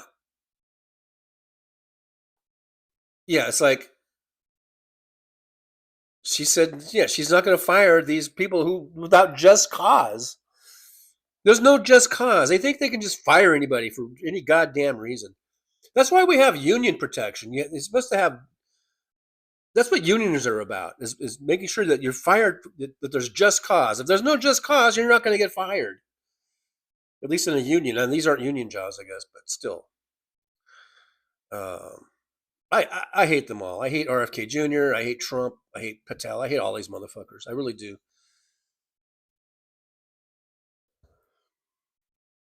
And it's not just because I'm in a bad mood or I'm an asshole. It's because they are creating and causing so much harm to the people of this country and to the very foundations of this country itself.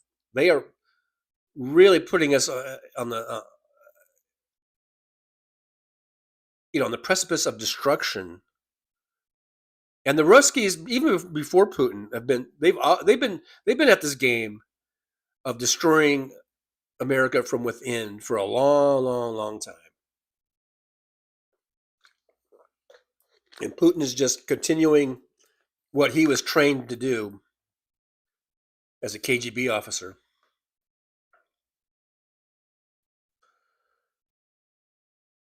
Lynn says, one of the New York Times journalists the tyrant is suing is Nicole Wallace's husband. Oh,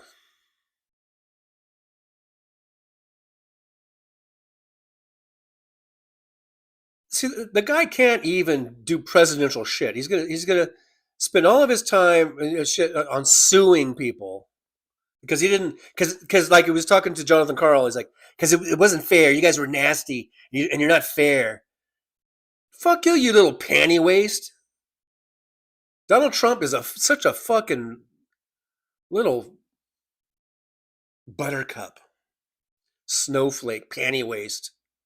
It wasn't fair. You guys aren't fair. Fuck you about your fair. You're the president of the goddamn United States. Fucking grow a pair, you motherfucker. You know, at least grow a pair as being the president.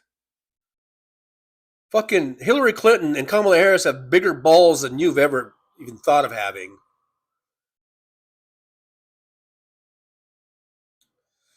Lynn, Michael Schmidt is her husband.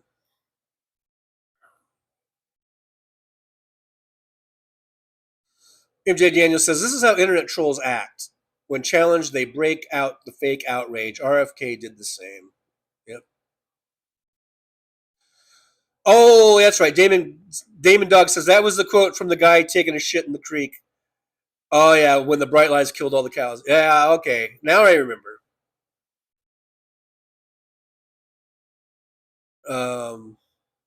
Spoiler alert. Spoiler alert. A bunch of cows were killed in that movie. In case you haven't seen it yet. Kimchi says 14 million will die because Elon destroyed USAID. USAID. Maggots don't care about U.S. Why care about starving and dying kids overseas? No humanity. Well, their thing is America first. America first. America first. What they don't realize is what's good for the rest of the planet is good for us. If we can keep other people from starving or getting diseases, then that stuff won't come back to us, especially the disease part. And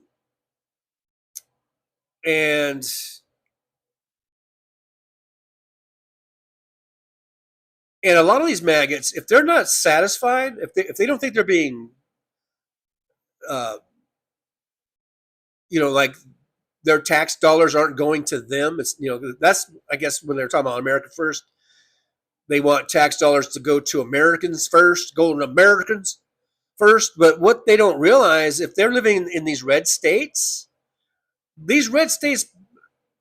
are the ones fucking up. They're red state governors and they're red state legislators. They're the ones fucking up. They're the ones blocking things, and they could probably get a whole lot more done and to benefit them, but they won't do it because they say it's socialism or some such shit. Lynn says he, meaning Trump, is suing the New York Times for $15 billion. Yep. I saw that. $15 billion. I hope to God the New York Times, talk about growing some balls. I hope to God the New York Times stands up to this. We've got to stand up to it, especially the press. We cannot let the president take over the fucking press. So I hope to God they stand up to him. Call his bluff. And then when you go to court, New York Times, if you do go to court, then get everything in discovery. Everything, every dime that this motherfucker's been grifting and making and enriching himself as president, which is a violation of the Constitution. Get that out there, New York Times. Come on, you guys are smarter than me. I don't need to be telling you what to do, but why am I telling you what to do? Because I've seen these other companies go out and bend the knee. I'm sick of it. I'm sick of people bending the knee to Donald Trump. Fuck him. He's a little wannabe tyrant, a little wannabe dictator, and he needs to be put in his place.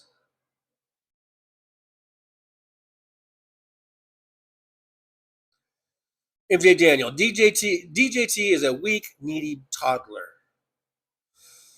Except he's a toddler with a lot of power.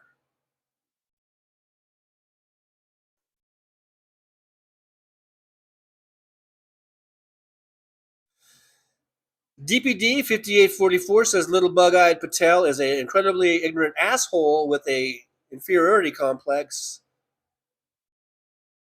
and throw in little D energy. Got the little D energy. Look, if you got a little D, fucking own it. Just own that shit. If you got a little D, just go, yeah, motherfuckers.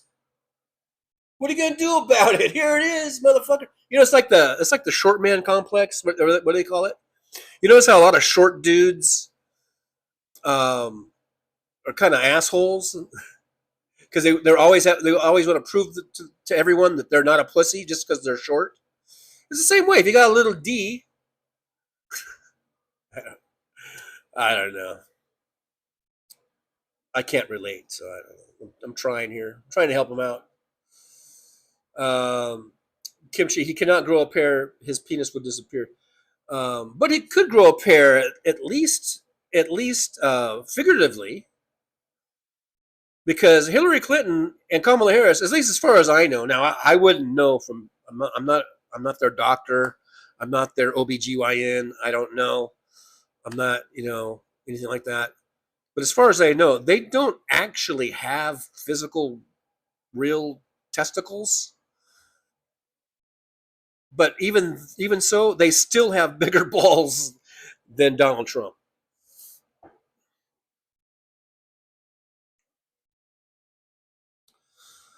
Kim Shi says that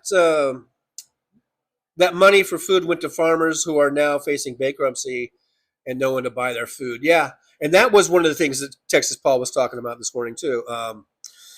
The farmers, on the one hand, this is me talking, not Texas Paul, but on the one hand, the farmers, it's like, hey man, FAFO motherfucker, most of you fuckers voted for him. But on the other hand, it's fucking us all over because we all need food. And so I just hope to God that some of these goddamn farmers and these people will learn their goddamn lesson. There was a time when farmers were Democrats.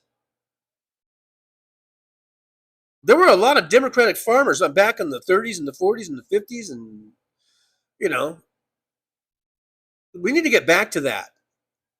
Farmers need to stop with this goddamn, I was a Republican, my daddy was Republican, and our family's been Republican, so I'm just going to vote for Republican. That's the reason why a lot of them vote for Republican, just because they've had the last 3 or 4 or 5 generations have been voting Republican. You need to stop that shit. And hopefully this will be a huge wake-up call to the farmers and to a lot of these people that have been voting for Republicans. I hope they finally get slapped so hard in the fucking face, figuratively,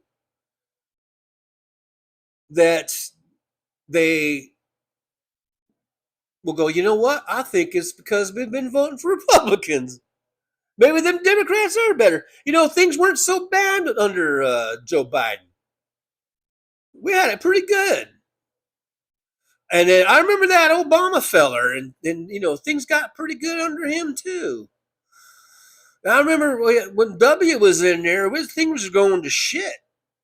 Those last few years, we were going to shit.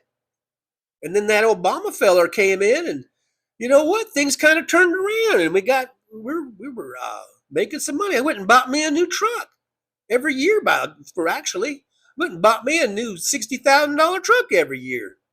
Now I can't. Now I gotta drive my old $60,000 truck for an extra year. And then Trump came in and almost killed us, and then Biden got again, and things were getting better, and we're doing good. Now looky here. Now I'm sensing a pattern. If anyone should sense patterns, you think it would be farmers. Don't they do like rotating crops, and they got to pay attention to all the different weather situations, and don't they should know a thing or two about patterns. These motherfuckers, if they don't learn from this, from Trump, if they don't learn from this, then there's just no hope for them. There's no hope. I mean, how many times do you got to be reamed in the ass before you finally figure out, maybe a little lube would be nice? Sorry for that graphic. That was a bit graphic. Oops, I just hit the little thing there. This is not for kids, folks. This show. Sorry about Robert's 2-year-old, if he just heard that. Napoleon Complex. Yeah, there you go. There you go.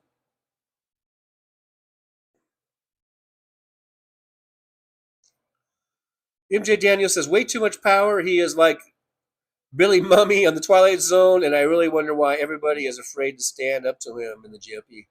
Fucking cowards. Well, I guess they've seen some people get primaried or something, and so they just think they're going to get primaried. I guess that's what it comes down to. Their political position, their political office, is more important to them than doing the right thing for the American people.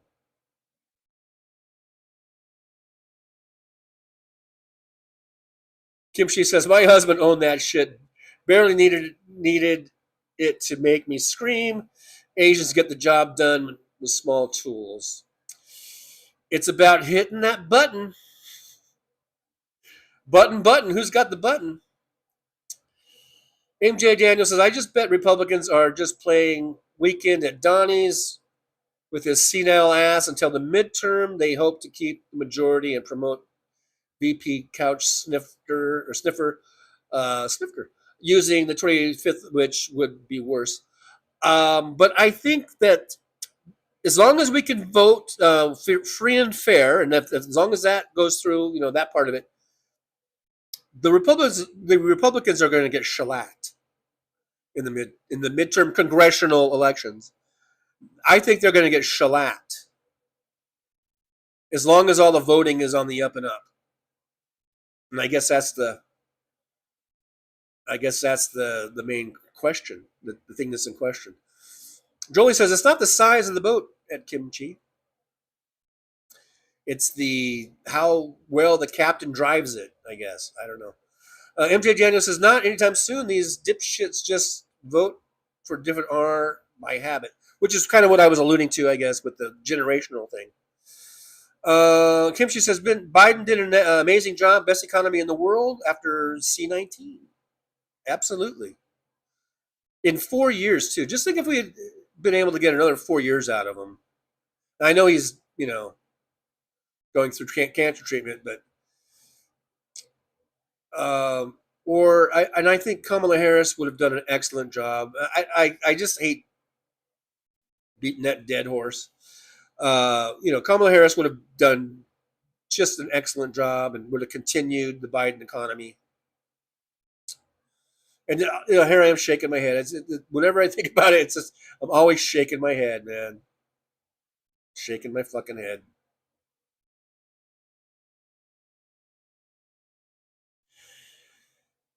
God, it's just so.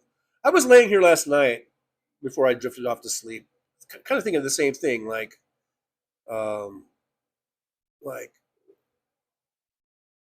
we didn't have to be here.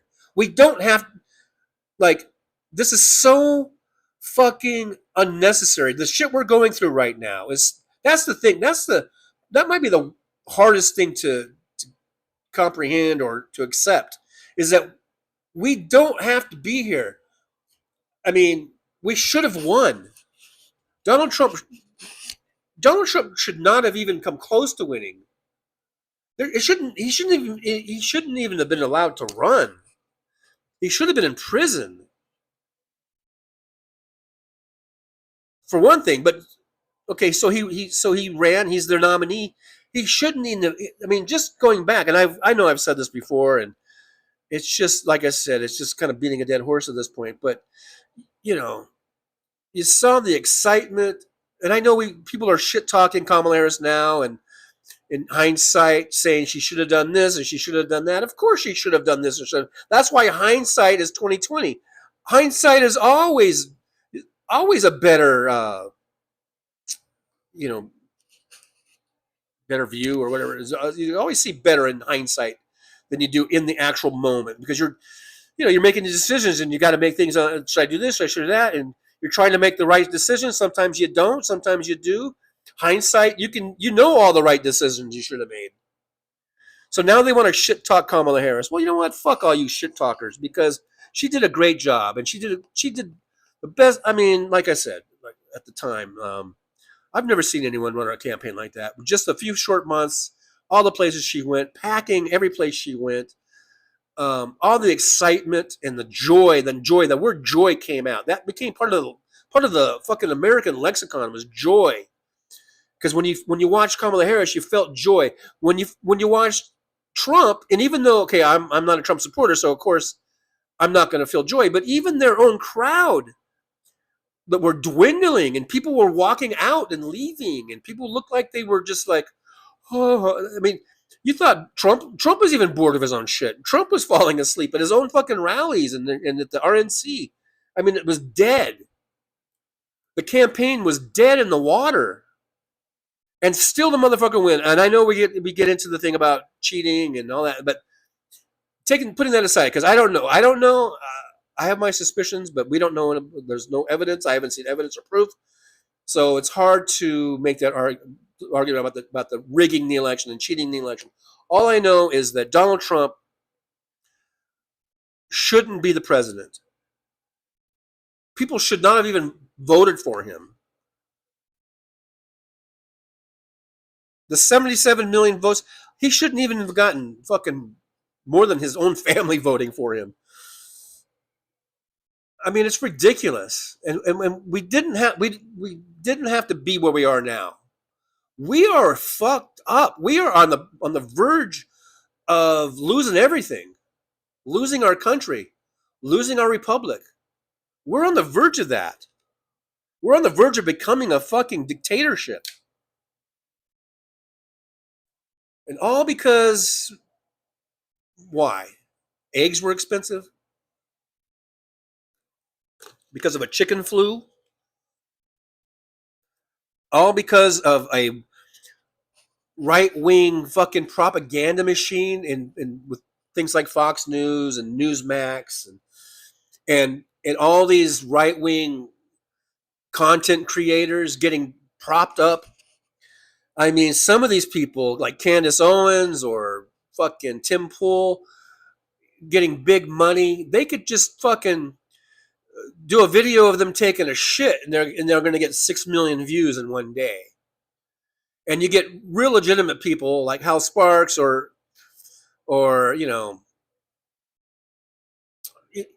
whoever, Stephanie Miller. What I mean, even Rachel Maddow. I mean, who's probably our biggest maybe left-leaning commentator. She doesn't even get the views that some of these motherfuckers get.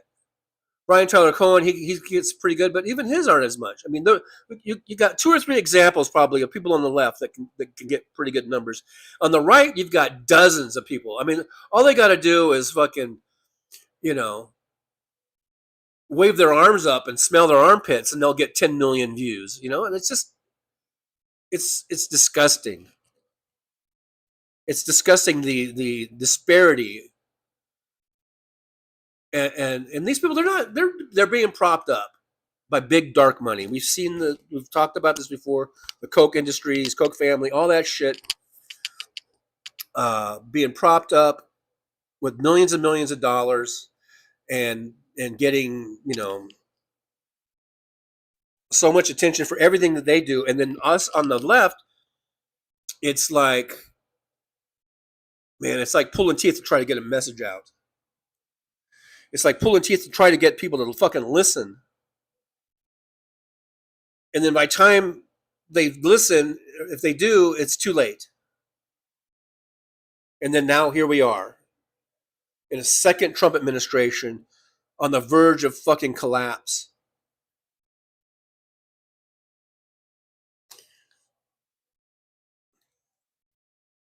And everyone else, well, I mean, Texas Paul talked about this too. Canada seems to be doing fine economically. And they're just right to our north here, on our border. They seem to be doing fine. Because they don't have a Trump as a president. They're not doing all this fucking tariffs and all this bullshit. And this is all self-inflicted. We did not have to be here. Even if there was cheating, if we had the people come out like they did in 2020, and I know in 2020 it was COVID and everyone was voting from home and all that shit, but still, people, that's no excuse. I mean, my God, it's no fucking excuse. Just fucking vote. Hey, Mad Max here, Slava Ukraini. Absolutely, Slava Ukraini to Mad Mac. Gino Maynard, what did I walk in on? I don't know. Did you walk in during some of the sexy talk? Was that some sexy talk, maybe? Because I am a little behind here in the chat, so I don't know. Or maybe it was the lube part. Yeah, that might have been it. I don't know.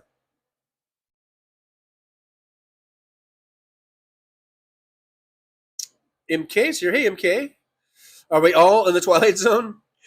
MK, thanks for being here. I appreciate you coming on in. I'm not sure if I've seen MK before, so thank you so much. You guys make sure you like, subscribe, and share the show. We are at over 4,040 subscribers now. It just seems like yesterday when I just got to 4,000. So thank you all for subscribing and helping to grow the show. I do appreciate you getting this big. Talk about big. Let's get big. Let's get big, man. Let's get the message out. Let's help in our own little small little Trucker John way. Let's help get the message out that Republicans are not your friends. You farmers, you guys are going broke. You're gonna lose all your crops. You're gonna get bought out by fucking Monsanto or some shit. I don't know, whoever the big corporations are that buy farmland. You guys are gonna get bought out because you put all your faith and trust into a fucking dick. So let's get the message out in our little way. Voting Republicans is not good for you. It's not good for your bottom line. Maybe that's all they listen to. Maybe that's what we need to emphasize. It's not good for your bottom line, voting for Republicans. It doesn't matter if it's just Trump or not. All Republicans have been fucking you over. If you look back over the last 50 or 60 years, you see the pattern. Where economies are good under Democrats and they're shitty under Republicans. And it's been doing that since at least Reagan. So come on now. I know you farmers know about patterns and all that kind of shit. Rotating your crops. You know all that shit. Well, come on. You should recognize it. You should be able to recognize it. Roger Daughter says, you felt joy. Not enough people felt joy. So, Roger Dodger, are you saying that you didn't feel joy when you were? Did you watch any of the Kamala Harris campaign rallies? You didn't feel excitement. You didn't feel joy. You didn't think, "Wow, she's awesome." You didn't think, "Man, she's gonna do a great job. She's gonna continue. She's gonna take the big Biden economy, and she's gonna take it and run with it and make it even bigger and better." You didn't feel that. You didn't feel the hope coming through? I did. I don't know what you were watching, but I did. Kimchi says, Roger, I felt hope with Biden and Harris. Roger Dodger says, hope perhaps not joy. I have a feeling Roger Dodger is one of those like an Eeyore type person. Always gloomy or something. Woe is me. Well, okay, maybe not everyone, but I think a lot of us felt the joy. So much so that became one of the one of the big words that came out of that campaign.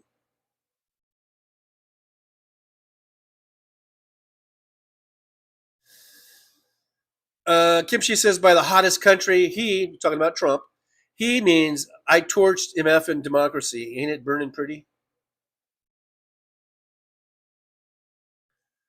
Trump thinks he's so cool. He thinks he's so hip when he says stuff like, "Yeah, it's the hottest country. This is the hottest thing."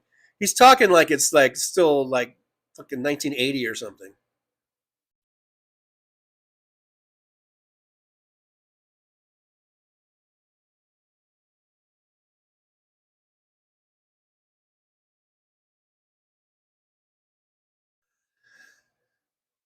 Gina Maynard, we purity tested ourselves into irrelevance, and yet Donald Trump gets none of that.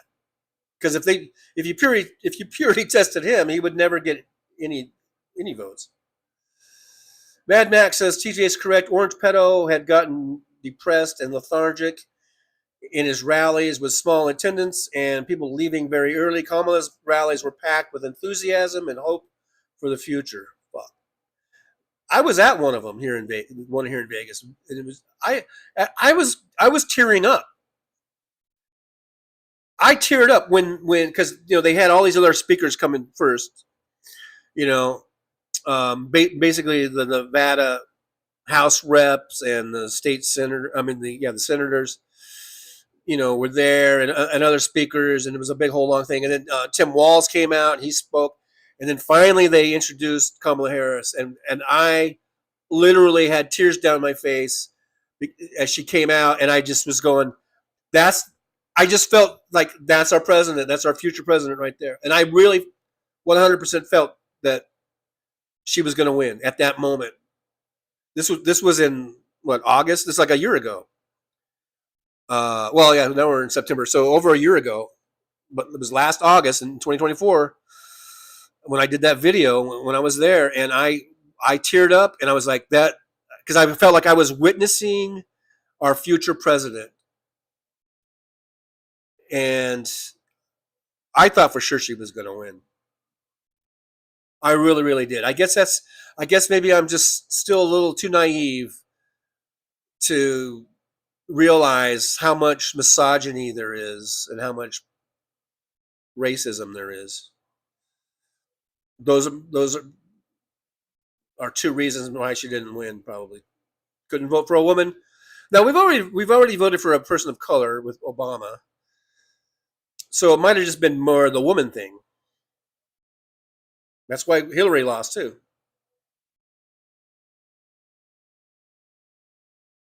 The Soul Crafts here says my dog is trying to smash face. I'm on his beanbag chair. Yeah, what are you doing on? That's his chair.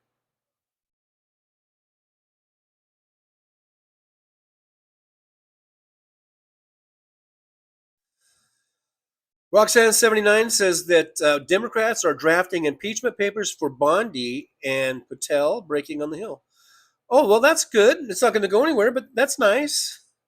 I mean, I'm glad they're trying. I think it's important. I don't mean to demean that or whatever, because I think they should do that. It's not going to go anywhere, but at least when all the people go, the Democrats aren't doing anything, at least we can say, well, they did this.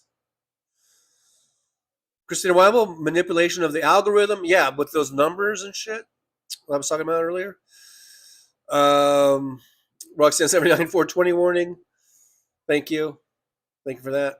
VD Hertz is here. VD Hertz says GOP went rogue for Ike's second election, never recovered.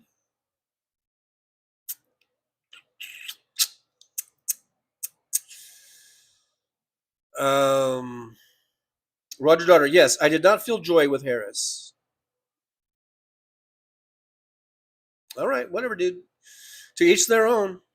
But you did feel hope, so at least you had that. At least you had hope, which is better than some candidates can give you, or whatever, I don't know why people. I don't know what you had against Kamala Harris. I mean, I mean, I think the one thing, and then, again, this is hindsight, so because I think she was in a tough spot, but I think the one thing that really fucked her over was the whole Gaza thing and how she responded to that. And it might not have been, but at the time I thought she was handling like hecklers and stuff pretty good, but maybe needed to break away from Biden on that. And now as we're finding out, because she's doing a book tour, and she's going to be on Rachel Maddow on Monday, I believe, and she's going to do other things. She's on a tour, book tour. But I think certain things have kind of leaked out about how, at a certain point, the Biden campaign people kind of like took over her campaign, and I think she's going to be throwing a lot of those motherfuckers under the bus, probably deservedly so. But, and again, hindsight's 2020, because we could say, well, why did she do that? She should have told them to fuck off, or she should have said, I'll keep my own people, or whatever. Again, hindsight's 2020. So,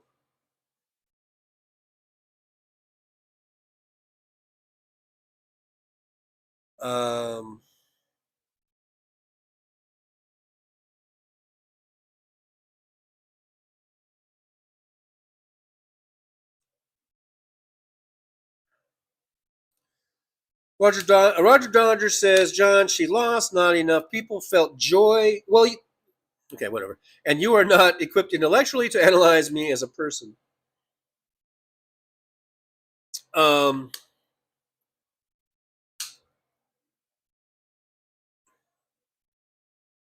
Maybe people didn't have to all feel joy, but they had to at least recognize that she was a hell of a lot better choice than Donald Trump. Whether it was joy or hope or just not wanting a fucking convicted felon sexual assaulter in the office, take your pick.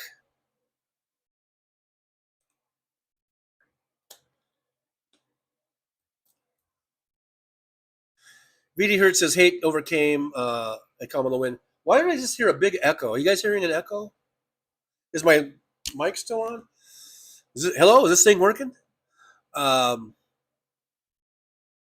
Georgia, by the way, I voted for her, of course, but not joyously.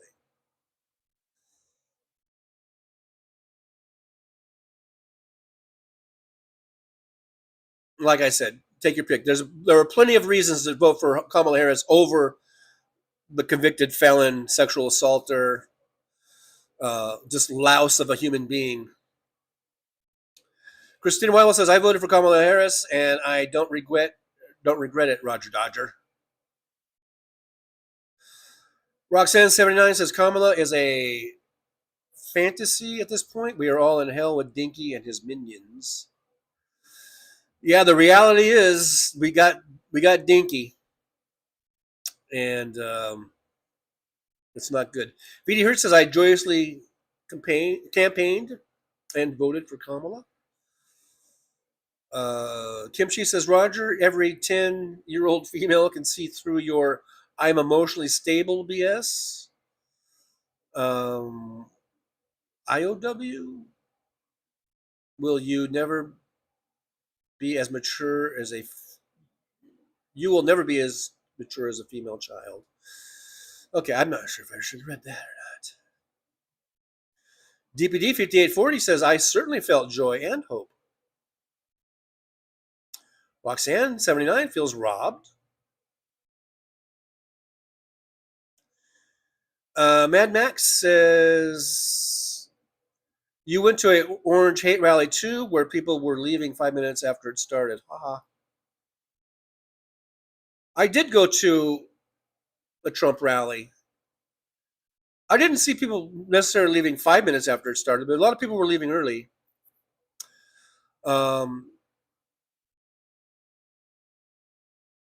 I wasn't standing over by where people had actually gone in, because to go actually into the little cordoned off area in front of the the little stage they had for Trump. That's the one I went to in Vegas. You had to go through all this extra layer of security, so I didn't want to go through there. But there were people coming out of there and just say, and people were saying, "Why are you leaving already?" And they were just saying, "Well, we got our check," because apparently people were getting paid to be there. They're like, "Well, we got our check, so we're leaving." He had to pay people to go to his rallies. No one was being paid at a Kamala Harris rally.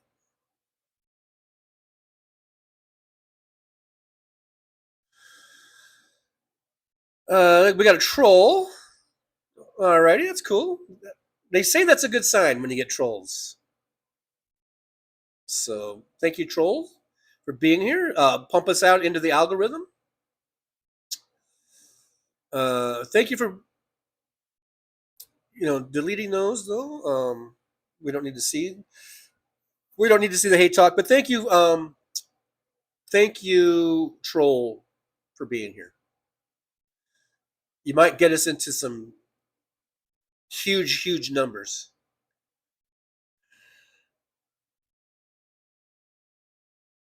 Kimchi says, "Mad? You mean TJ? I was proud of his ability not to engage. I would have thrown hands." Oh, what was that about? Oh, talking about when I went there, the thing. I'm too old to throw hands. If I threw hands, it would not go well for me. I don't believe.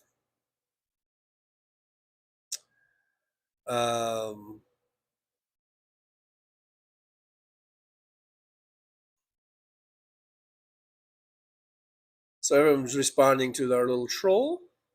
Let's see here. David Windler, it was Gaza. And then Christine Weibel says it wasn't Gaza. Well, I think that, I don't know. But I think that was one area that, looking back on it, I think she should have separated her views from Biden. Not that Biden wasn't trying. Him and what's his face, his Secretary of State, were trying to negotiate ceasefires and hostage releases, and I mean, I think they were working very hard on all that shit. But the American people, the American public, they weren't communicating, I don't think, well enough the hard work that they were doing and the efforts they were trying to make. And then especially when you see funding going through during the fucking war to give Israel more bombs and shit, that did not look good. That does not look good. If you're coming out and saying, yeah, we're trying to negotiate a peace deal, and civilians are being killed left and right, and then we're shipping them more bombs or money for bombs, that does not look good. That did not go over very well with a lot of people. I think that's a big issue. I think that was a big issue.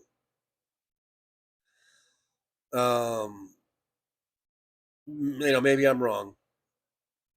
Vidi Hurst says if you add all the votes, all the candidates, more Americans voted for a candidate other than Trump in 2024. So, in that sense, he's like the minority winner.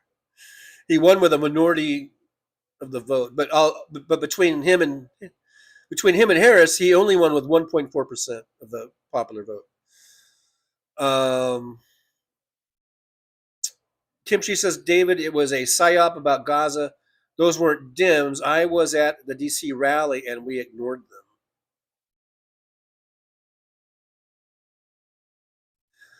Kimchi says, Joe must have blocked me.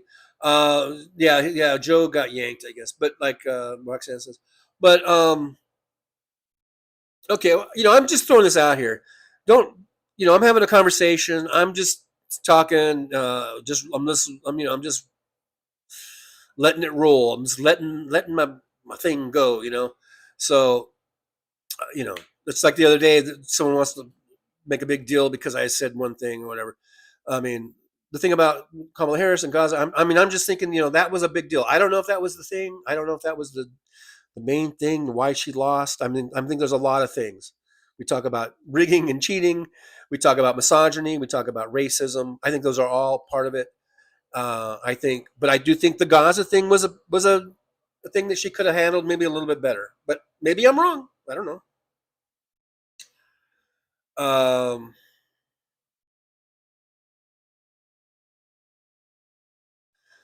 DPD says, so Roger, what does joy have to do with anything? Considering, well, I'm the one that kind of brought up the joy thing. But anyhow, it says, what does joy have to do with anything? Considering what the fucking alternative was, an insurrectionist con artist and a fucking pedophile, and I think I have analyzed you. Well, anyhow, I mean, I did bring up the thing that I felt joy, and I remember joy was a big word that kept getting bandied about, and I think that's what a lot of people were feeling. Maybe not Roger Dodger, and that's fine. You felt hope though, and you did vote for her, so that's encouraging. That's kind of the main thing, is that you voted for her. Maybe you didn't feel it, but I think a lot of people felt kind of just joy. She emanated. Kamala Harris, at least for a lot of us, not all of us, obviously, was emanating this feeling of joy. So much to the point that when I saw her, this old, truck driver guy, when I saw her come out and they introduced her at the rally in Vegas, I teared up with joy. Those were tears of joy. Those were not tears of sadness.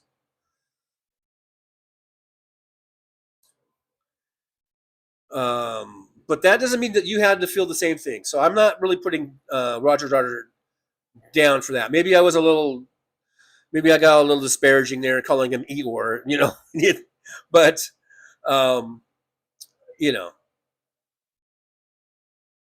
we're all different. We all feel and different things touch us in different ways. Tim Shee says, TJ, come on, neither of us are models, but realistically, we are in much better shape than our MAGA counterparts. I don't know. I could walk through a MAGA thing, and I would probably fit right. I'd probably fit right in, I guess.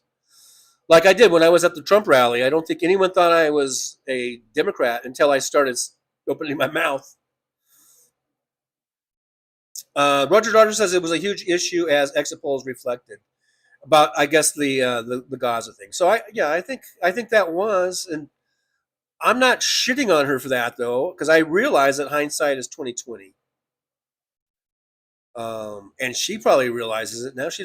Kamala Harris, I'm sure, has gone over this campaign a million times in her head, and what I should have done and could have done, and hopefully, and people are saying, why is she being so silent? Well, she's probably beating herself up, thinking about, I should have done this, I could have done that, I should have not listened to this person, and and all this kind of shit. There's a million things going through her head probably. Plus, apparently, she's been busy writing a book. Anyhow, Jolie reminds everyone we got channel memberships starting at as low as $1.99 per month. It's a great bargain, because for $1.99 you get all of this. All this right here. It could be yours for $1.99 a month. Look at those sexy shoulders. Look at that. Yeah, and we got PayPal, they got Buy Me a Coffee, all that good stuff. And we can like and subscribe and share, which is a great way to help the show out and get us over to 5,000 subscribers. Christina Weibel says, so my dad just told me that Publishers Clearinghouse has gone bankrupt. People expecting their 5,000 check for life are out of luck. That's why I always take the money up front. Yep. To always get the lump sum, man.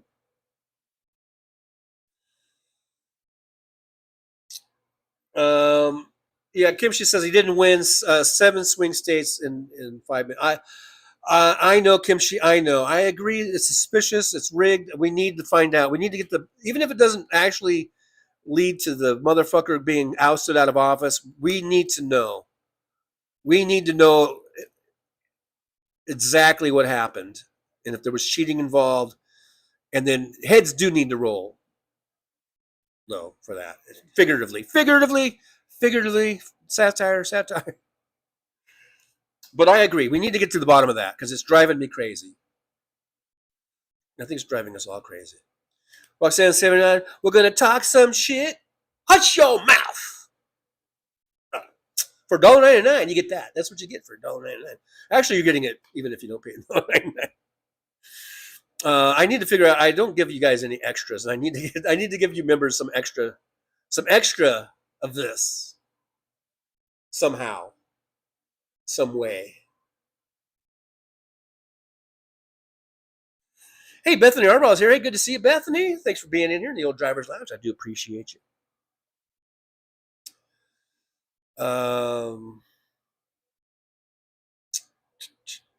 Terrence Bonds is here. Terrence, good to see you.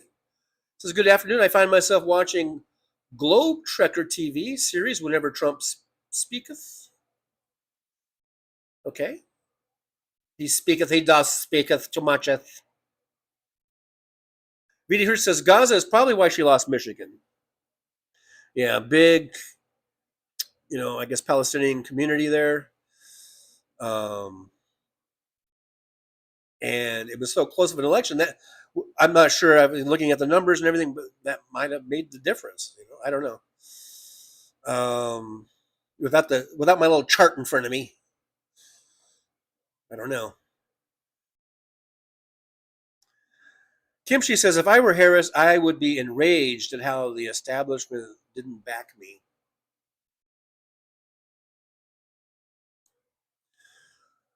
DPD 5844 says, TJ, the truth is that there are white people who will forever regret they voted for Obama, a black man. I truly believe that they feel they are not racist because they refuse to acknowledge it. Well, I kind of disagree with that.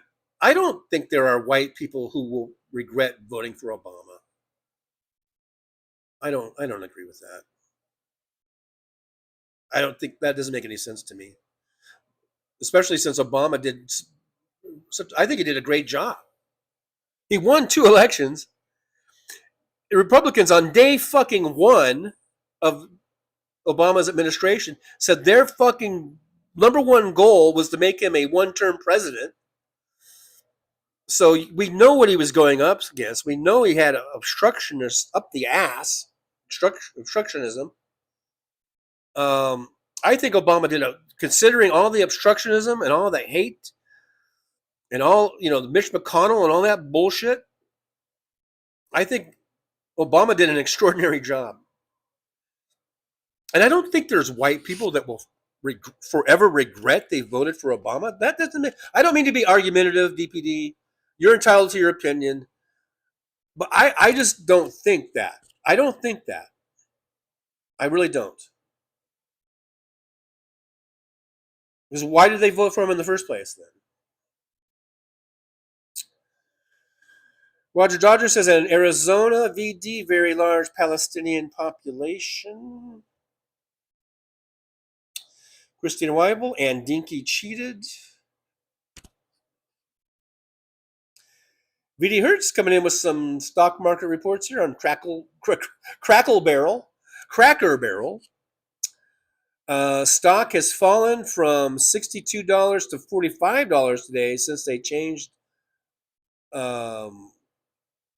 They changed the logo back. That's weird. They went back to the old guy with this old, what was his name, Barney or something. Make up your goddamn mind, Cracker Barrel. Are you gonna be fucking? What do you? Whatever. I don't know. I think the main thing that they were doing though is taking all the shit out of their little gift stores, and they want to make more room for more tables and shit. I think they had the new CEO. She's like, look at all this waste of space, and we're not selling any of this crap. Let's take this out and put some fucking more tables in here and get some more fucking food out here and sell some more food. I think it was just a business deal. It was just a business transaction. And then they just went ahead and they were going to change the logo just to clean it up a little bit, And then all the rednecks are like, oh, damn it, we want the old one because it's got the guy on it with the rope and everything. Sitting in that rocker. VD Hertz says Trump's Truth Social stock DJT has fallen from $35 to $17 today since he took office this year. Who says Orange Idiot is good at business? He's not, but he's somehow made money off of mainly, I guess, on the crypto shit and on just gouging the U.S. taxpayers on all of his properties and putting whenever he goes someplace, using his own properties to house people and gouging them and shit like that. Yeah, he's not very good at business. Lynn says, I want to know why the tyrant is suing states for the voter data. Oregon is one of those states. That's a good question. What does he need the voter data for? Kim Shi says, all I need is one full Monty video. I can replay it for months. That's going to cost more than $1.99 a month, though. Yeah, that's a little special pricing there.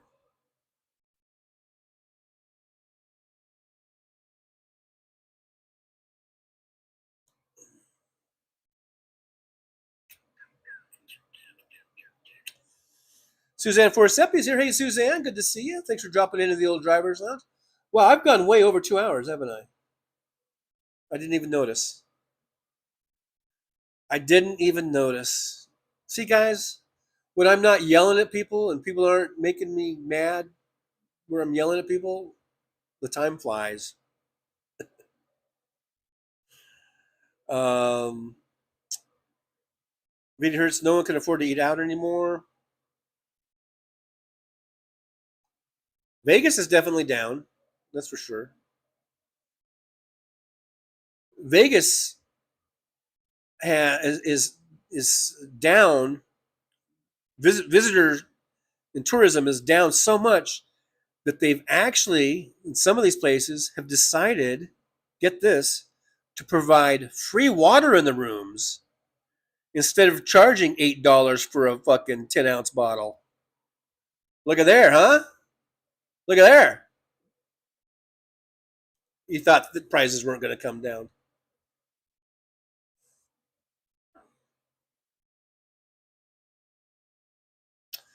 DPD 5844 says, and when it comes to Gaza, or Gaza, where exactly are those people who were so supportive of Gaza but couldn't vote for Harris? Where the fuck are they now?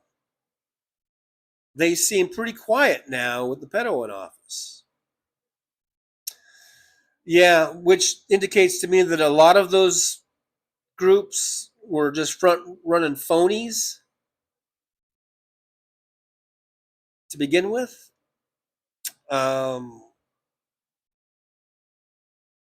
Probably paid for by either, who knows, some dark money,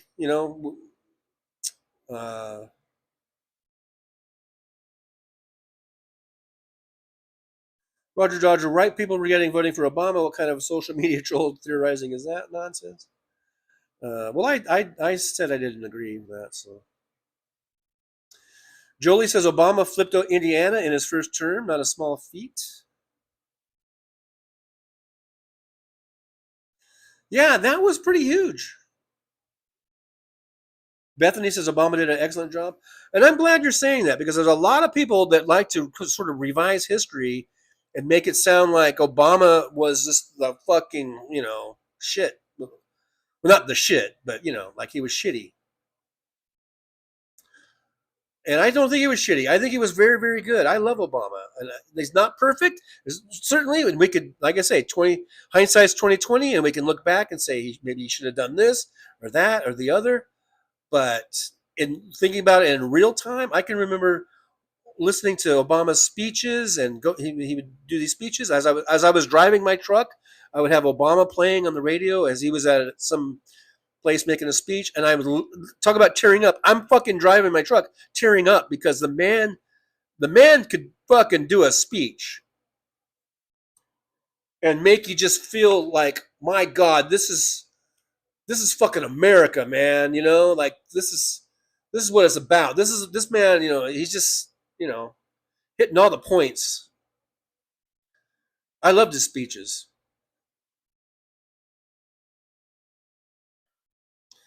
Kimchi says, I don't think racists would vote for Obama. No, they wouldn't. My parents did. Oh, are they racist? My brother and sisters didn't vote, but whined about the blacks getting retribution for slavery. Weird, huh? Is that what they were afraid of? I say, give them fucking retribution. I don't give a fuck. Give them. What do they call it? It's not retribution. It's called something else, right? Fucking yeah, man. I don't give a fuck. I don't have a problem with it. Why not? It would help the economy. If you gave all the black people, I don't know, 100 grand or something. You know what that would do? I think that would fucking boost the economy. That'd be a great fucking uh, economic booster.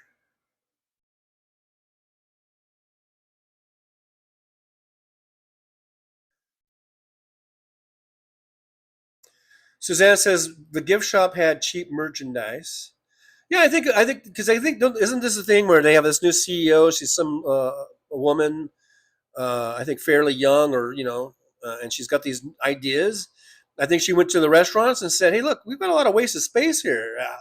Are we making any money off this crap?"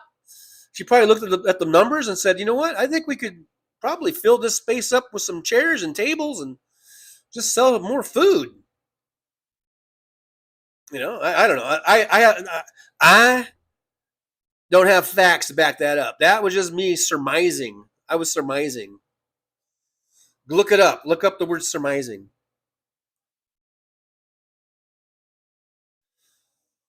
BD Hertz says Obama was screwed by only having 2 of 8 years with a Democratic majority. Yeah, it was really fucked.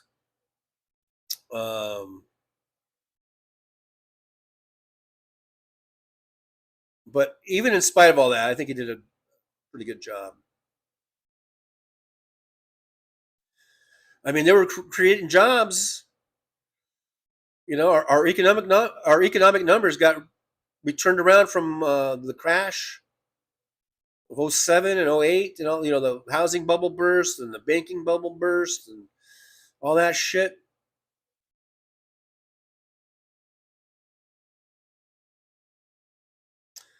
Lynn, reminds us that Biden had to put it with Manchin and Cinema.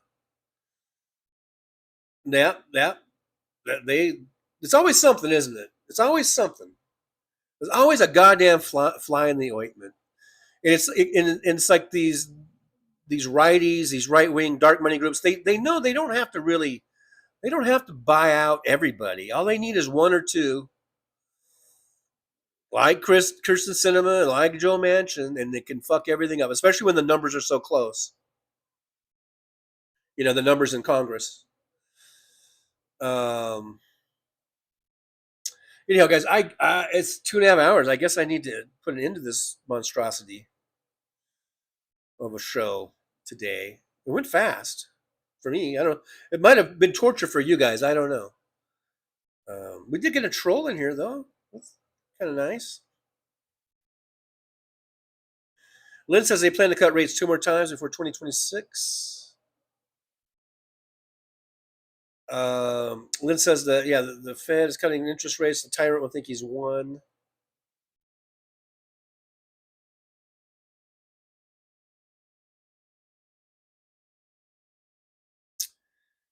Oh, my AC just shut off. Oh, it went right back on again. DBD says they need the voter data so they can purge voters. So make sure you're registered. Just always keep checking your registration.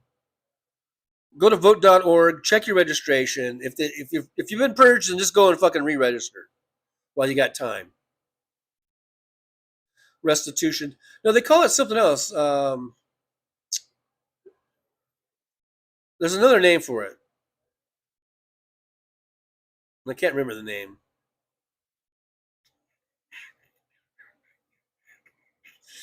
I know one of you knows what I'm talking about.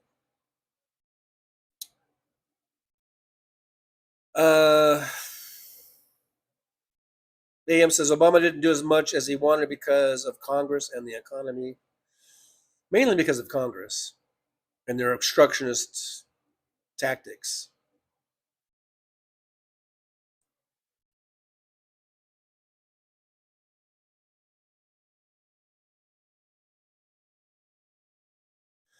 Kimchi, I think, talking about her, I guess, siblings, says they thought Biden would do a battle cry and let loose the fight.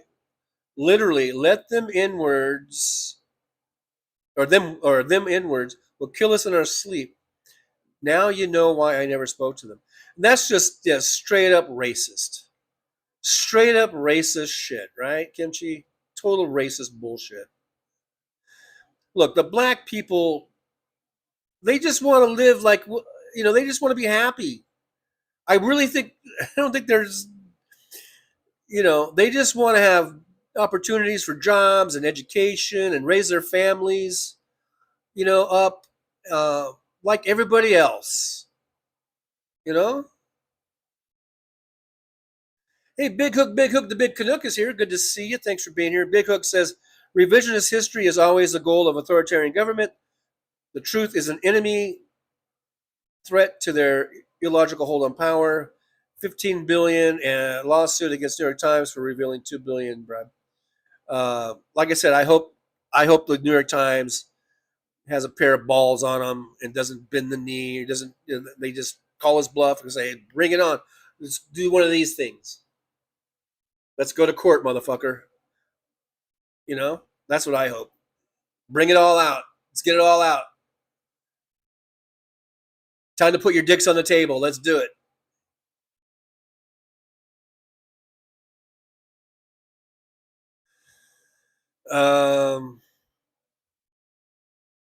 Oh, you meant Obama. You said Biden. Yeah, okay. I know. When I was reading that, I was thinking that too. But anyhow, retributions. No, they call it something else. You have to make. Governments have done this before when there were atrocities committed against people, and then the government does a thing, and they call it something else.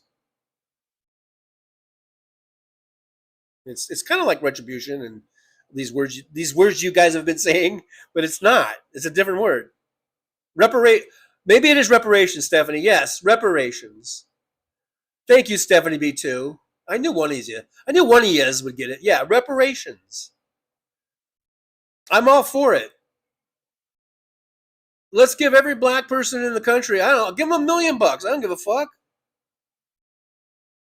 That would stimulate the economy like a motherfucker.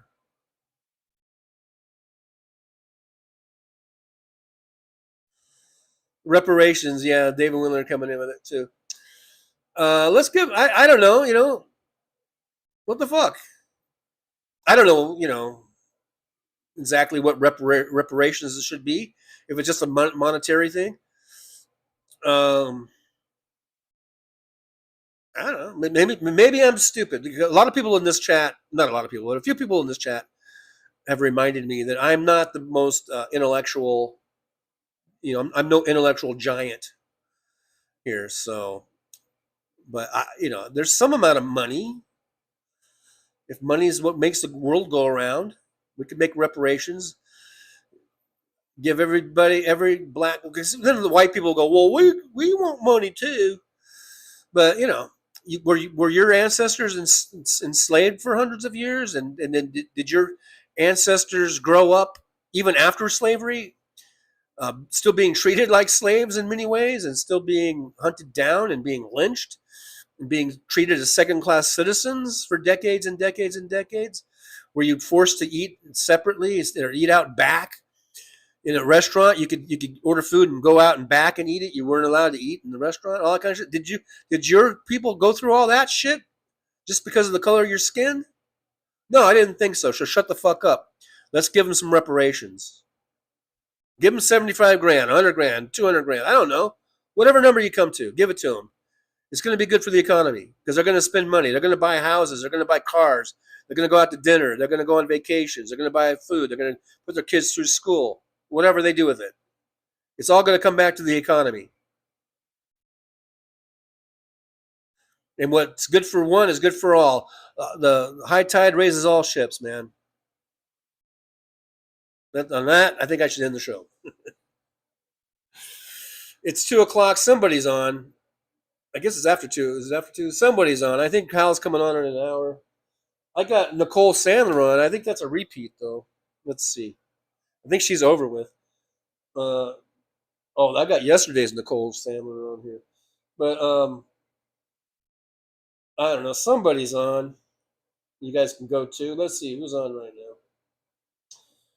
Don Lemon's on. Dodger Nation's on. Nicole Sandler. That one wrapped up 33 minutes ago.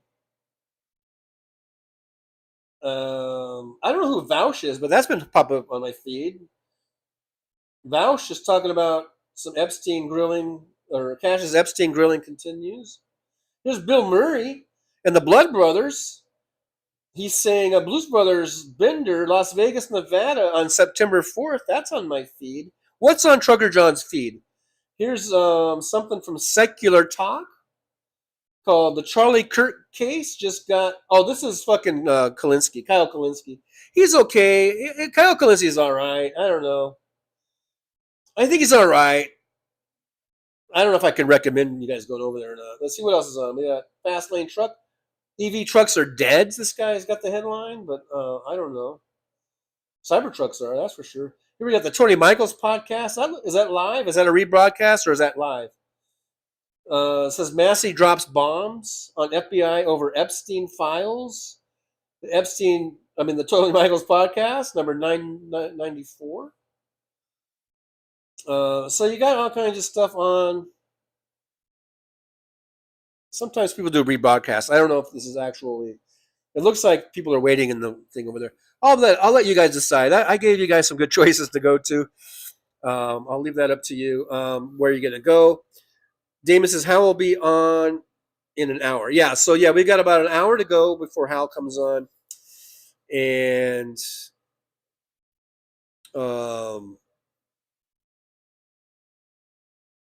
so I can't really. I don't think I can stay on in an hour and do like a raid over to there.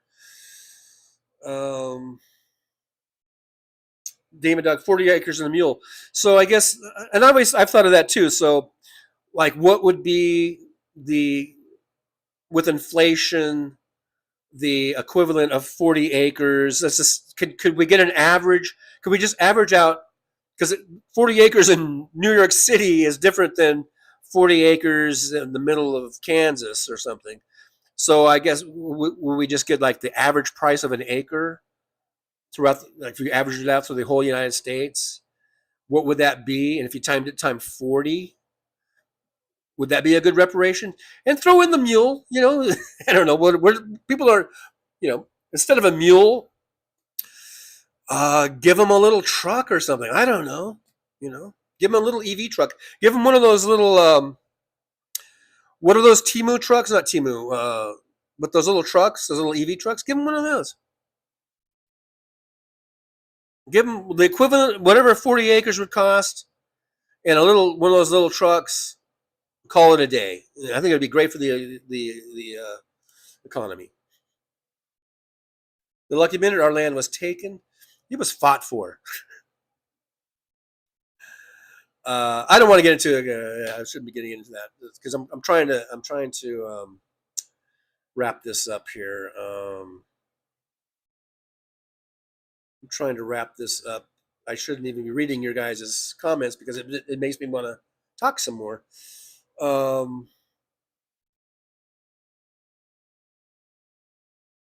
Let's see.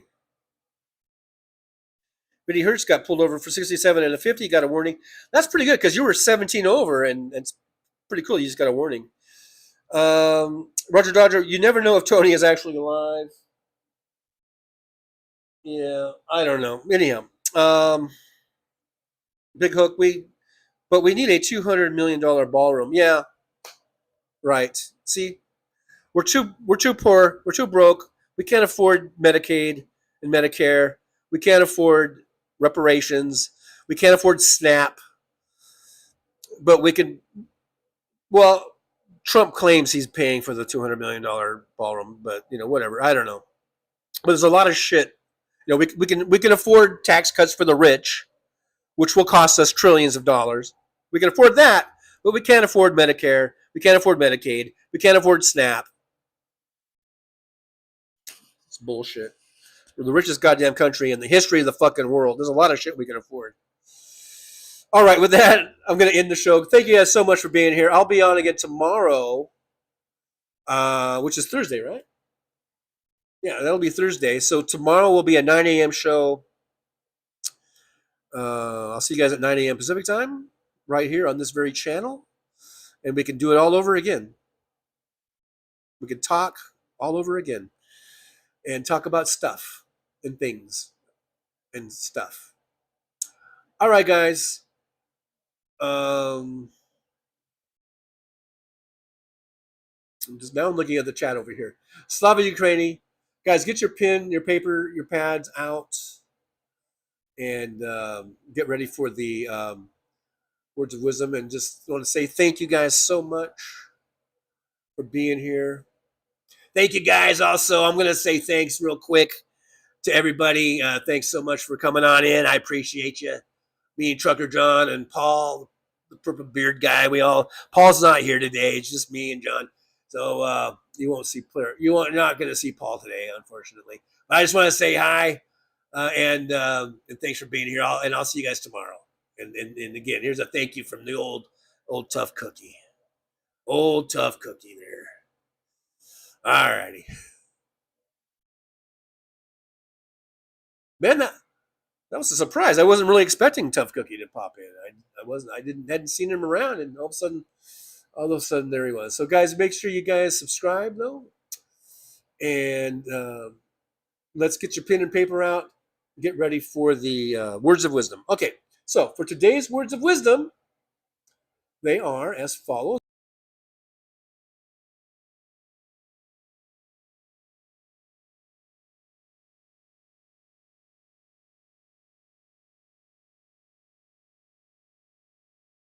Well, it's time to say goodbye.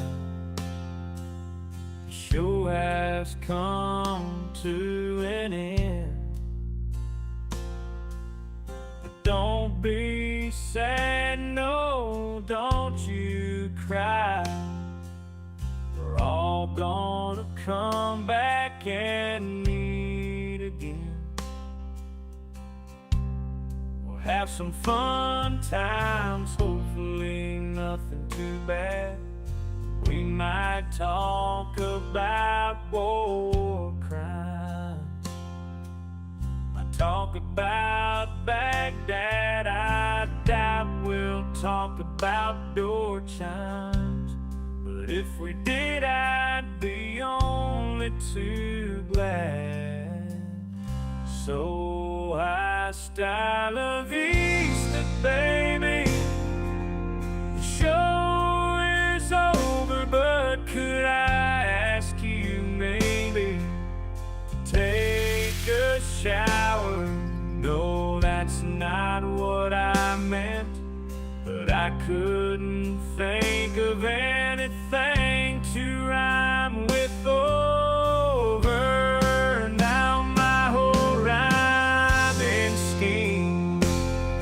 All screwed up. Oh shit, I should have stuck to truck driving, who I tried to kid. At least when I was out there driving, I could handle a skid. But doing this live stream, baby, has been a real kid. So I hope to see y'all again right here on Trucker John live stream. We're gonna do it again and again, right here in the Trucker John live stream. Yeah, the Trucker John live stream. We're gonna come back and do it all again. No, this ain't no dream. This is where right here on the Trucker John live stream. Know it's time to say goodbye. The show is coming in. But don't be sad, no, don't you cry. We're all gonna come back and meet again. Rolling down the highway in my rusty old rig. I'm a retired trucker, but my spirit's still big.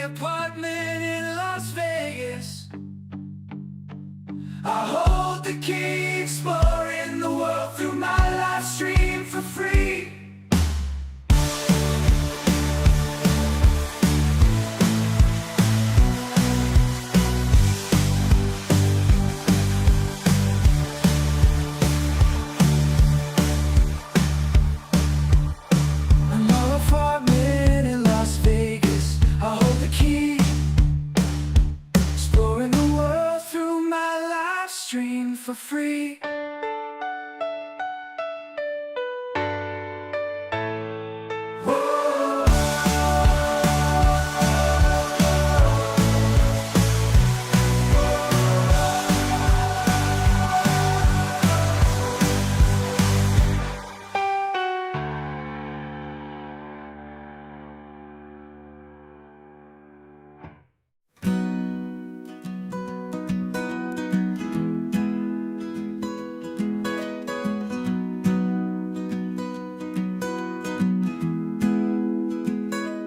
So you want to take a trip down Paradise Road, but it ain't that pretty, it ain't paved with gold. Everybody's got the dirty little secrets, everybody's got some things unknown. But if you ain't real careful, baby, it'll cut you down to the bone.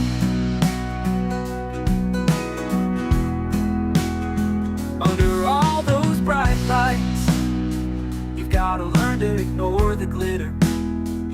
It's all about fight or flight, and you don't wanna do either.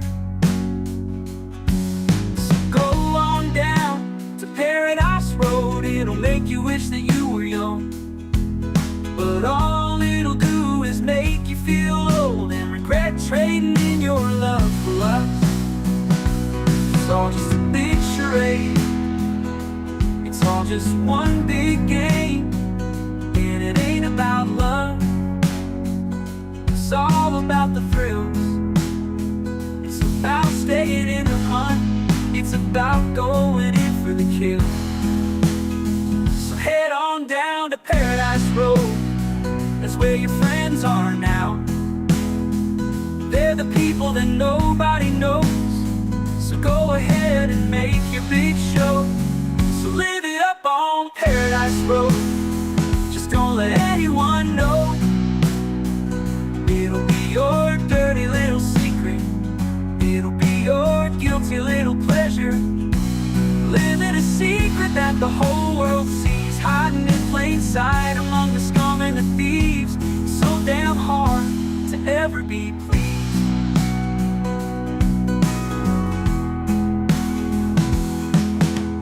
Everyone wants to live the good life, everybody wants a piece of paradise. But where would you run? Where would you hide? What would you do to buy a little more time? Grandiose dreams of happily ever after are really just another day's end. And when the sun goes down, you just lay there wondering, can you really do it all again? You're praying for one last shot, you're hoping for one last big win.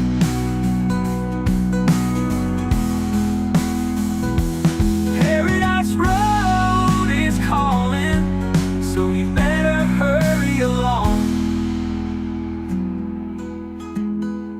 Paradise Road is calling, so you better hurry along.